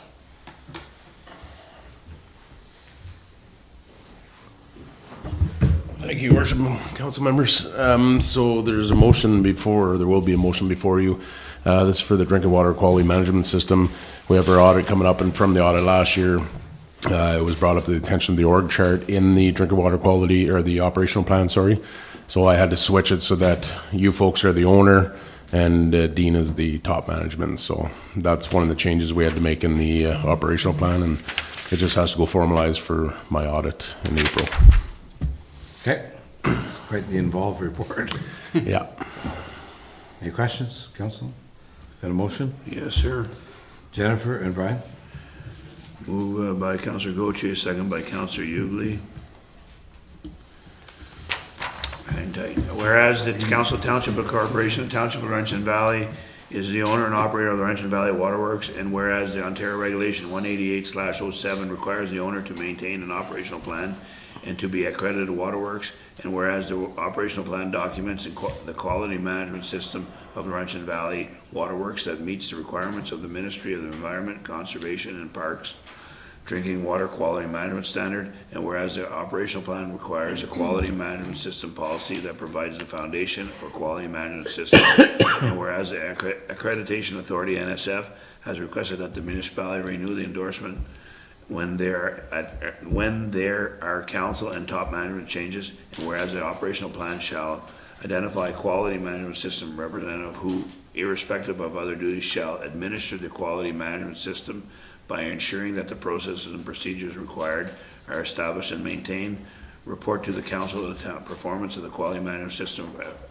and any need for improvement, ensure that the current version of the documents required by the quality management system are being used at all times, ensure that personnel are aware of all applicable legislation and regulatory requirements that pertain to the duties for the operation of the waterworks. Now therefore that be it resolved that the Corporation Township of Laurentian Valley endorse the quality management system with the drinking water quality policy. The Corporation of Township of Laurentian Valley and Laurentian Valley Waterworks will comply with relevant legislation and regulations for consistent delivery of water or safe drinking water, and the Corporation of Township of Laurentian Valley and Laurentian Valley Waterworks commits to the maintenance and continual improvement of the quality management system and infrastructure. That the CAO, Dean Sorrell, is the owner representative for the making the application for a municipal drinking water license. All in favor? Carried. And just one last comment before I leave. I just want to thank Annie for her help in securing her water license for another 5 years. She helped out with Mark as well, and Dean for the financial report. So I just got the email last week stating that her license is good for another 5, and we're just waiting for the new license to come in the email. So thank you, Annie, and thanks everybody that helped out. Okay, thanks, Brad. AOR's fall update, information, Mark? Okay. Keith? Just a word on that. We had a presentation from Steve Bowen last week at County Council. And I have a little magazine if anybody's interested in having a look at it. And he was big on saying everybody from staff to the public should try and get out to visit this next June 3rd and 4th in Petawawa. Lots to see, equipment, and et cetera, et cetera. Great, thank you. Okay, and that's Ottawa Valley Waste Recovery Center. We did have our meeting last week. We passed our budget. It's the first full year that we've rented out the building to Intera, so we don't know exactly how it's going to work out, but there's no contributions from municipalities right now. The bank account is healthy, but we also have the leachate treatment plant coming up and the extension of our landfill. We've got about a year left. So a lot of work with the environment and trying to push forward with them. The next biggest item that's coming up is I asked Nevada to send every council member the new blue box system. It's beginning January 1st. The whole idea is that the blue box program has been taken over by Circular Materials. We're now into the first week of December, and I don't think there's been any advertising out there yet. Very frustrating for all the municipalities involved, and that's on the residential side, because most people won't see a difference we're not paying for collection anymore for recycling, but there are new items that are going to be brought in, because Ontario will be the same, no matter where you go in Ontario, the same products will be collected. So if you live in south of Ottawa or south of Toronto or whatever, or Laurentian Valley, your collectible materials will be the same. In this email that I sent, that we sent out to all of council, I'd like to get this onto the website as soon as we can. It's already on. Thank you very much. Because it's going to be beneficial. There are a lot more items that are going to be accepted now. Styrofoam is back in. There's a lot of new stuff, and they really haven't taken anything that we put in there now. But it's going to be a big learning curve for the residents. On the flip side, on the businesses involved in the curbside collection of the center, which is Pembroke, Petawawa, and Laurentian Valley. As of January 1st, there is no longer a collection for businesses as it stands right now, because this new program offered by Circular Materials, put on from the government, says that it's for residential. So I've been working with Mark and his group, Pembroke and Petawawa, to work with Intera to find out how we can do curbside collection, or basically pick up for businesses. They were supposed to be in effect on January 1st, and the cost for the businesses was going to be a large amount, and it's not a very pretty picture right now. I've been able to secure a 3-month delay with Intera, so there won't be any extra costs. And we have a meeting next week with Intera and the partners to try and figure out a system how we're going to handle the businesses. Because right now the cost is $300 a ton, and we're not sure how it's going to be picked up or how each household is going to be charged, or business is going to be charged. Because if you put out 4 containers and you put out 1 container, are they going to wait on the spot to find out how much you're going to get charged? Or as Mark said, there's talk about doing it by stop, but then you could have 10 times as much as the guy and still paying the same, or they're going to get private collectors to pick it up, and we still have to work a deal with Miller. So it's a real shamble right now, and I'm sure that there's a lot of people out there, the business end of it, probably don't even know this is going to happen. But if you look at any mom and pop organization that we've been able to provide curbside collection at a residential cost of $220. Now, if they're going to have to pay a hauler, or they're going to pay per stop, or whatever they're going to do to have it transported to the waste recovery center, it could be $1,000, could be $1,500. Our biggest fear, it goes in a green garbage bag. And we only have a year left in our landfill right now until we get our extension. So we're talking plastic bags, we're talking whatever.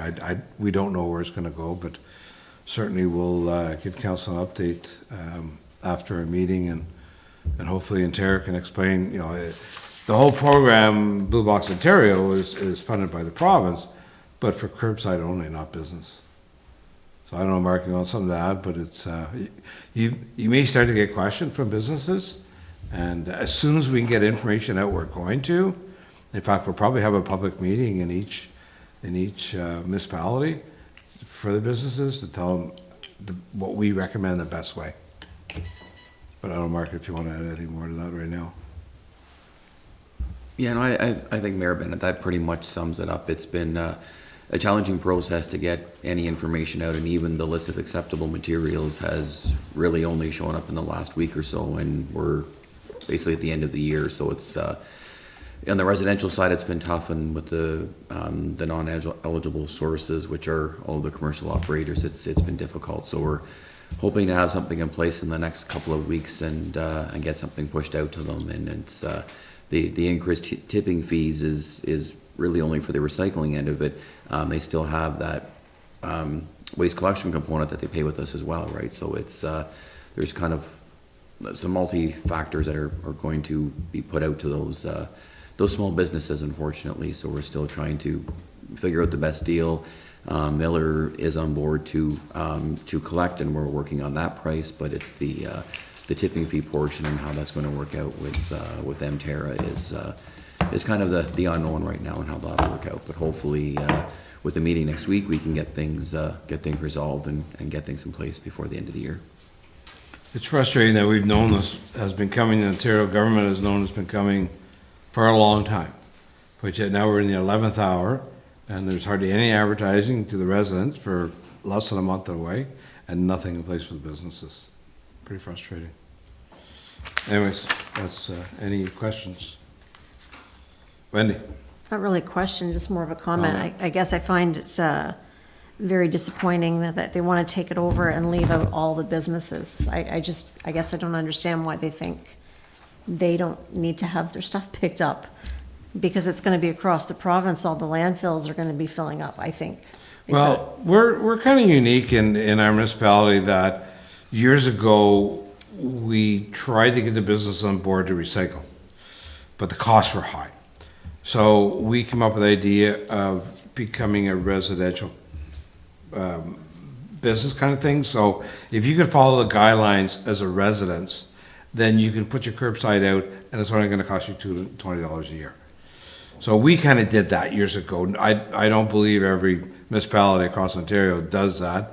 Everybody has their own system, but that's something that we approach, and then Pembroke and Petawawa followed us. And I don't know how many, 8, 10, 12 years ago, maybe, we've been doing this. But so we know that the businesses weren't going to be able to put it out curbside as of January 1st. But it's taken Mterra, who is the host of the recycling when it gets to the Waste Recovery Center now, because they've taken it over. It's taken them more than 6 months of us pushing to get a price. So now we got a price, and then you got Circular Materials, who's taken over from Blue Box Ontario, haven't done their job. And I have no difficulty in saying that, because we're at the 11th hour and there's no information out there, and it's going to be a lot of municipality work to try and get a program in place. So it is a frustrating. Thank you for sharing that, because I didn't realize that we weren't the same across the province. No. I didn't realize that we were unique, but still it's disappointing. Yep, absolutely. Okay, community development. No, I'm sorry. Recreational facility use and maintenance agreement. So it's Nevada. Nevada.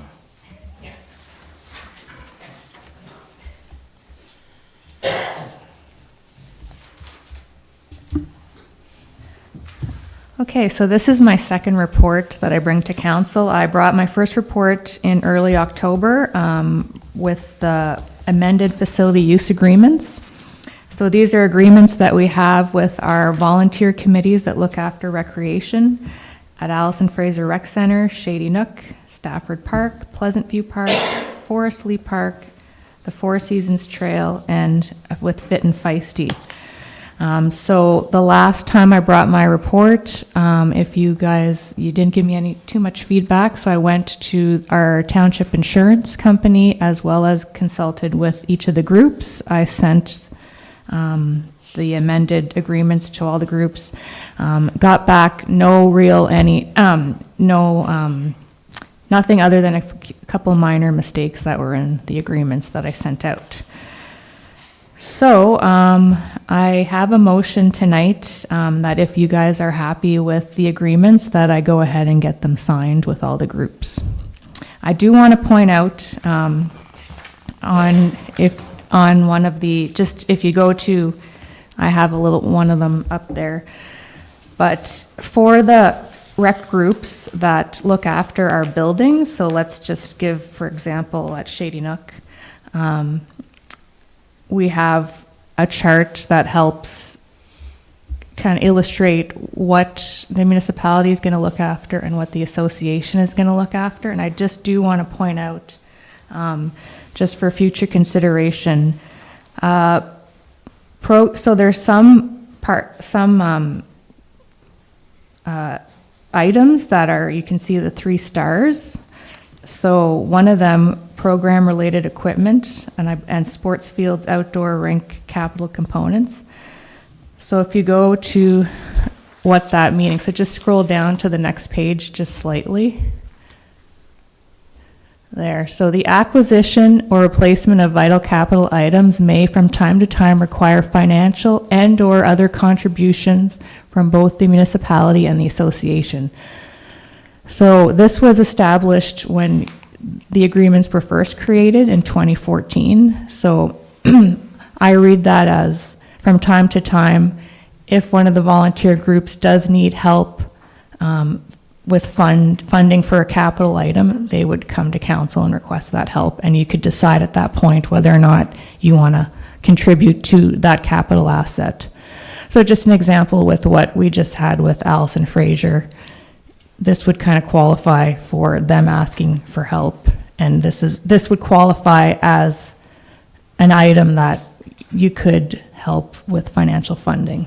Just like I know you chose not to this time, but in the future, this agreement outlines that those are situations where if you did choose you wanted to help, I don't think you would be, like I realized with Shady Nook, they were able to finance the stands on their own, but anyway, this is just, I just wanted to point that out to council for their awareness.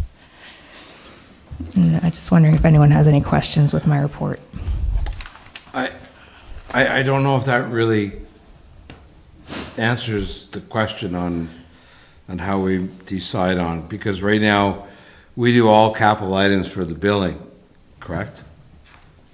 Well, it states in this chart, so if you can scroll down just to give you so from what I gather, we're more like the structure and making sure everything's safe, and then they take care of more of the smaller components. So like, for example, furnace replacement would be on us, but they would do like the maintenance of the furnace every year, like the smaller, just to make sure that the life of the furnace does live what we hope. So just another example is septic system. We would take care of the repairs, but they would do the annual pumping and cleaning. HVAC, we would repair, replace, but they would do the annual maintenance. We're more like replacement. So there's a few items on this list where it has the 3 stars, and I kept that the same from the previous agreement that was in place. So as you can see, program-related equipment, sports field, outdoor rink components, interior finishes and chattels, play structures, safety netting. These are all items where we have this clause that says either the association or the municipality, or maybe a combination of funding from both, would replace these items. That's how I read it. So basically, if the organization has the money, then they'll buy the bleachers. If they don't have the money, they come to council to get support. Basically, that's how I see this, yeah. Okay. One of it can be, no, I guess, can't really do it much more specific than that. I think there's too many issues that come at us. I mean, we're gonna have to have some of that, so, I mean, this basically gives a pretty good running idea, and I think what will happen now is, the idea is that when they request extra money for whatever purpose, then Nevada can provide this chart, and we'll see where it fits, and then we'll make some decisions based on that. I mean, yes, you could get probably 10 pages of a chart. Yeah. But, you know, we gotta start somewhere, and I think this is a good kind of cross-section as to where we're leaning, and then, like Nevada says, the actual septic system, the components we're responsible for, but the actual maintenance day-to-day is basically theirs, so it's kind of gives you that idea, it gives you a system of how it's based, and we can try and stick to that. Okay, Brian?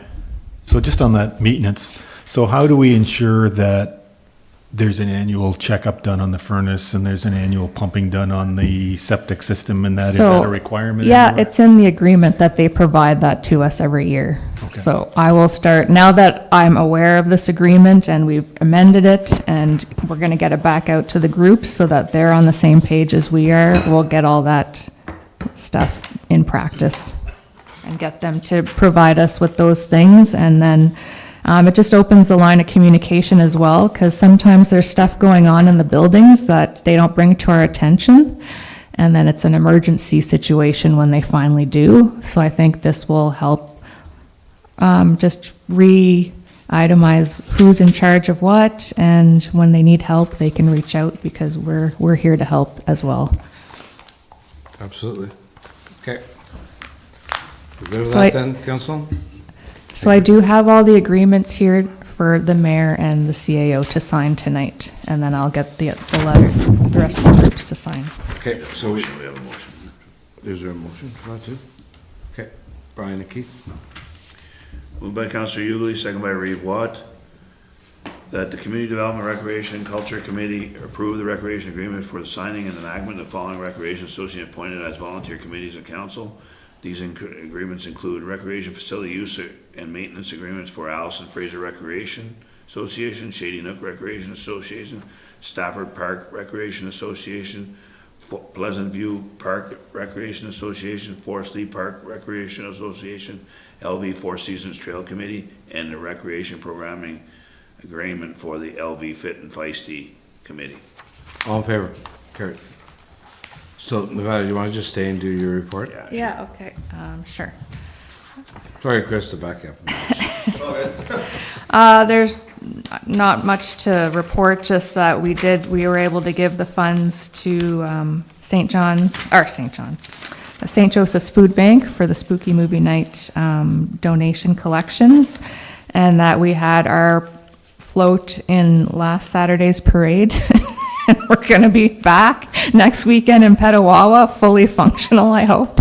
We, just a side comment, I was at the beginning as a spectator watching the parade, and the truck looked great, and they had the blow-ups on the trailer behind the truck, and I was there and actually got a picture with them as they came around the corner, and then about 2 blocks down, my daughter was watching the parade as well, and she noticed that there was no blow-ups. It just looked like Laurentian Valley truck was lit up, and there was nothing in the back of the trailer. The generator, from Shane's guess, is it overheated? And then he got it working again, right in the nick of time. Right in the nick of time, for sure. Anyways, thank you for all your help with that, and to Shane and anybody else that helped out with the float. It's always great to see Laurentian Valley in the parade, and appreciate all the effort. Chris, Rick, community development, please.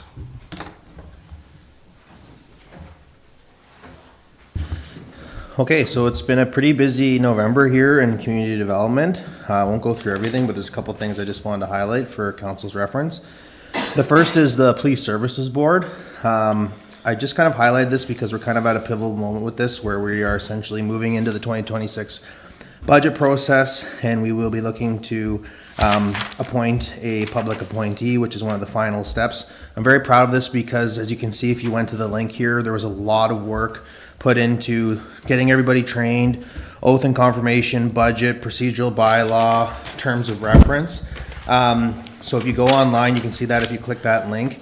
The role is really called recording secretary, but it's more kind of like a clerk, and I had to do a lot of learning to essentially do that, but I'm very proud to say that we are fully up on board and looking to basically finalize a couple things right now. What you see is in progress, which is the budget, which is included in the budget package. public appointee, which we'll be appointing in the new year, setting the meeting dates, and inviting the detachment commander to those meeting dates once they're set.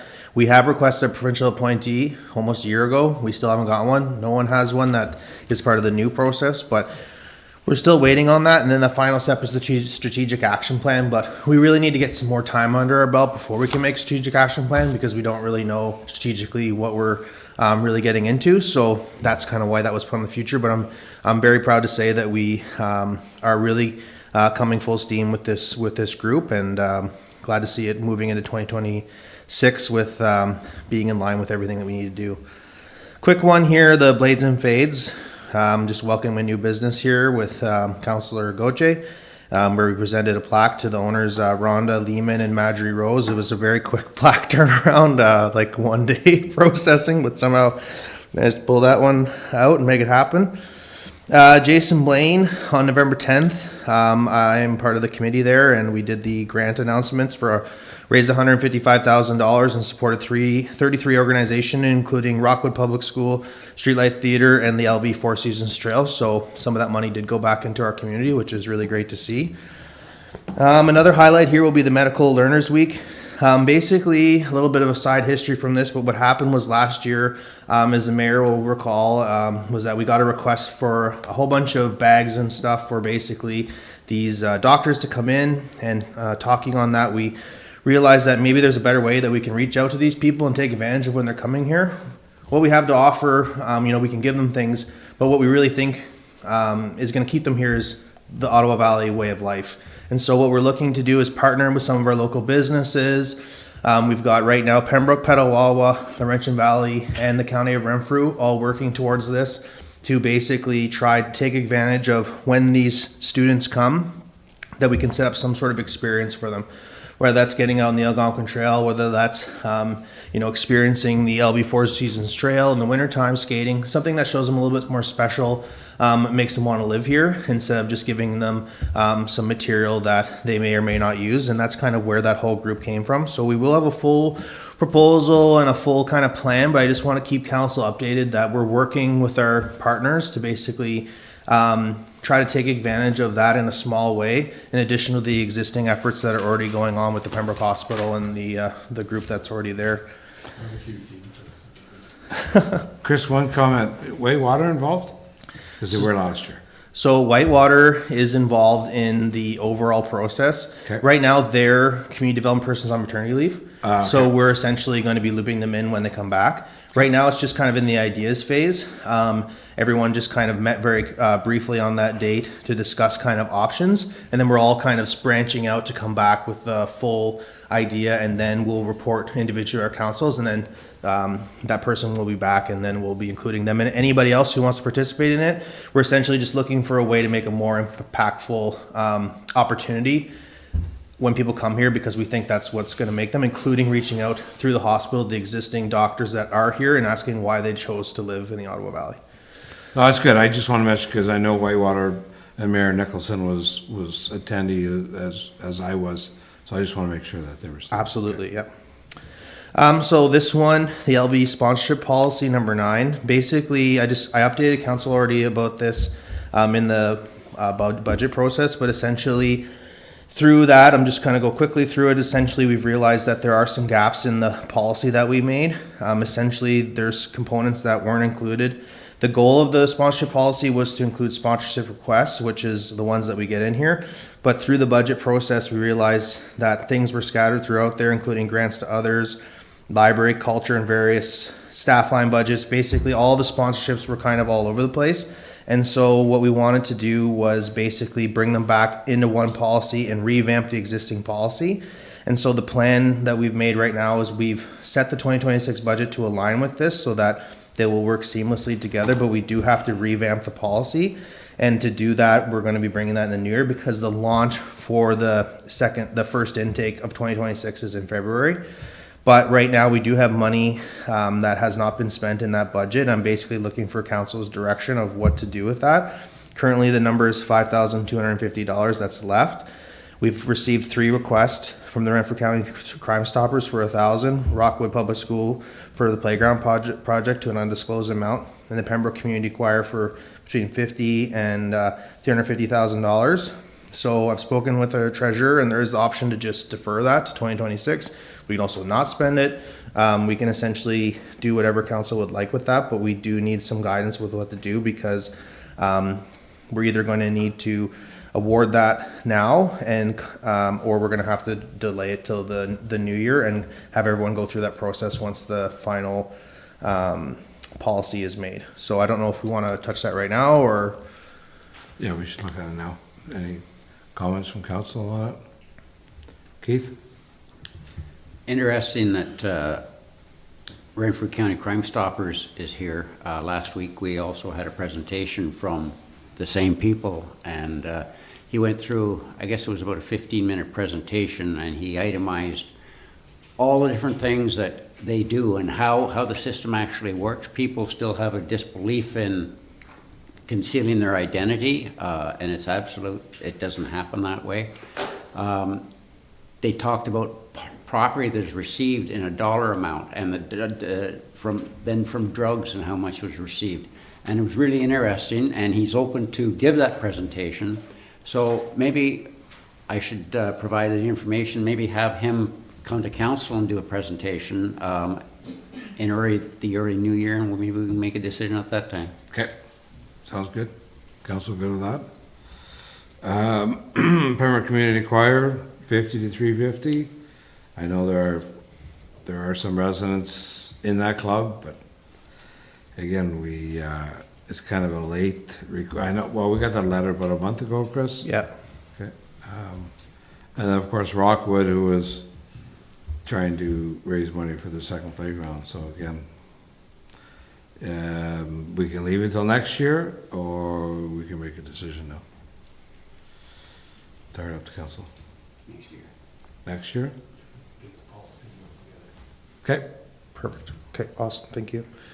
And then the final item that I have here is the LV swag store. So essentially, we've been working on this for quite a while to figure out the branding and the clothing option, and then we had actually Fit and Feisty want to join us, so we took a little bit of extra time to combine them in, but we will be finally ready for the December 15th to have a launch of this store. And essentially the idea, what this store was for, is we've gone and given out, we've been giving out at Christmas time. Last year we talked about giving volunteers, making sure they all have hats and LV branded things so that they can represent LV. But in that process, we had talked about basically creating a platform that we could keep doing that, so that it would pay for itself, and that we'd have money every couple of years to basically give hats and shirts and things to our volunteers who work so hard for us in the community. And that's kind of where this whole thing came from, but also came from a need for staff and people in the community wanting to have LB branded things. And then Fit and Feisty, they have a huge demand for wanting merchandise as well. And so the way that this whole thing works is essentially now there will be a store hosted online at Precision Textiles. In that store, there's a whole list of things from hoodies to jackets to toques, everything like that. And the public, staff, Fit and Feisty, basically anyone who's looking to have LV merchandise will go on there. It's all been curated specifically to our colors and our brands and everything like that, with a few fun colors in the toques for people want to get some cool stuff like that, but mostly within the existing kind of branding guidelines. And the idea between that is that this will operate independently on its own. A person will go online, they will essentially click the item they want, they can customize it with their name, they can add volunteers, staff. There are things in place to make sure that if you're not a staff member that you can't have staff, but essentially there will be all kinds of customizable options. They will be able to get delivered right to their house, and then there's been a markup built into that so that the profits will go directly back to us, where we can save that money so that we can use it for future volunteer purchases. And the idea being, the first year we'll have to put a pulse on it in the first couple of months or 6 months. But once we get an idea, if we have to mark certain things up or we're making a lot of money and we can move things down, the goal is that essentially every 2 to 3 years that we'll have enough money to basically buy our volunteers brand new merchandise, hats, shirts, whatever, so that when they're out in the community or they're out volunteers at our events, that they have new shirts and hats and everything, just as a small token of our appreciation. And so the go live date for that is December 15th, I will be sending out an email to every member of council and staff and the community. We'll also be involved in the new year. We're going to do a soft launch just for internal, and then we're going to launch it to the public in the new year. So that's a very exciting thing that we've been working on for a while, but it'll be a way that people can buy things that are proud to live in Laurentian Valley. And they want to show it off. They want to show their community pride, volunteers, staff, everything like that. We'll finally have a place where they can order it directly to their door or pick it up and it'll also support our community and our volunteers. Other than that, the rest of my report is there. If you have any questions, I'd be happy to take them now. No, I think we're good. Thanks, Chris. Okay. Subcommittees, Friends of the Disabled. So I just have a little bit of an update over the last few months. So we are continuing to grow, which I am very happy about, because I know that I personally have had some concerns with the city transit that it could affect our numbers, but it has not. So I'm just going to give you the last month. So November stats, we had 898 riders. This is with the city of Pembroke and Laurentian Valley combined, by the way, this number. Last year at this time, it was 626. So it's quite a bit different, and I can send this out to you by email if you want to have it. It's like 30 rides per day. Yeah, it's a lot. Yeah, so that number I'm giving you, though, is the city and Laurentian Valley combined. Yep. So I did actually just today get the numbers from Dan for just Laurentian Valley. And so the average over the last 3 months for the non-ambulatory was, it's grown from 26 to 42. So that's kind of your regular users. So it's very good. I'm very happy about that. And we did participate for the first time in the city parade, which, because we want to get more information out there. And I think sometimes the name, the handy bus, people think it is just for people with disabilities, but it is not. I just want to emphasize it's for any senior 60 plus can use it. And it can be it doesn't have to be regular users. Maybe you've broken a hip or you need help getting to a doctor's appointment, and your caregiver can then go on the bus for free. So they don't have to pay. So we're very happy with that. I did mention to Wendy in a conversation on the handy bus, is there any chance of changing the name? The stigma of a handy bus, and as whether you can give. I can just say that it has been talked about, but because it is a charitable organization and it's a registered name, it is quite a big deal to change it, so there would be a cost affiliated with that. At this point, we're not wanting to spend donated money to just change a name, so we're more about branding and sharing who we are and getting the word out more that way. Okay, thank you. Shane, We met last night. The minutes from the last meeting are there. Just a little update. Hockey is a go, and there's actually a waiting list. So it'll be going on Monday nights, games at 6, 7, and 8 o'clock. And on Wednesday nights, it'll be skills night. So that's all a go. There's 94 people registered for that at this point. And the one other thing I just wrote down here, we need a new flag at Shady Nook 2. It's now literally a 3-inch white strip hanging on the post. So if we can get that, other than that, everything's good. And with the forecast, there may even be ice for Christmas. well, now Brian, is the ice, okay, the light's on every night, even if there's no activity? Okay, so is there nights where a family can just go out and play shinny hockey, or do they have to call ahead, or is there a schedule that when anybody can go on and it's not hockey and it's not skills? Well, hockey would be Monday and Wednesday nights, and Okay. so it would be available the other nights for rental or for use. If you want, just to have it to yourself, you're going to have to call and rent the Okay, the so ice. they're not, the lights don't come on any of those other nights at no cost? There's got to be a rental? Not at for this lights. point, and they are ancient lights that the meter whips around when the lights go on, so it's not something we want to leave on all the time. No, just I had inquiries, so good, thank you. Any questions for Brian? Forrest Lee, quiet. Pleasant View is quiet. Stafford, quiet. Forest Hills Trail, in between seasons. Fit and Feisty, nothing. Okay. Reeves report. Election for warden coming up December 10th. Okay. Council acknowledgements. I have one. I'll just, Dee and I have been speaking regarding the lights to drive in the road, as they're on but not up, or no, they're up but not on, and get a lot of inquiries. I'm sure everybody is. So we asked MTO to give us another update because it was supposed to be done November 30th, and apparently they're ready to go, but there's an issue with Ontario Hydro, and as soon as it gets resolved, they're ready to turn them on. So what has to happen is that once there's a connection thing with Hydro One, they're trying to deal with that, but as soon as that happens, then they'll do the paintings on the pavement, because they do still have to make the lines to know where to stop and all that stuff, so that's the next step after this, so hopefully we'll be going quick, because obviously snow's flying, so I'm not sure how they paint on top of snow, but anyway, So as soon as you see the paint, we're that much closer for the lights to come on. Anyways, opening soon. Anybody else? Wendy? I just wanted to thank our staff and the Laurentian Valley Fire Department who participated in the parade, the city parade. Once again, it gets who we are out there, and I think that's great. I also want to thank Albert for coming forth. It's nice to have our community members that are involved in our decisions that we make, so I do appreciate his feedback. Okay. Adjournment. Brian and Jennifer.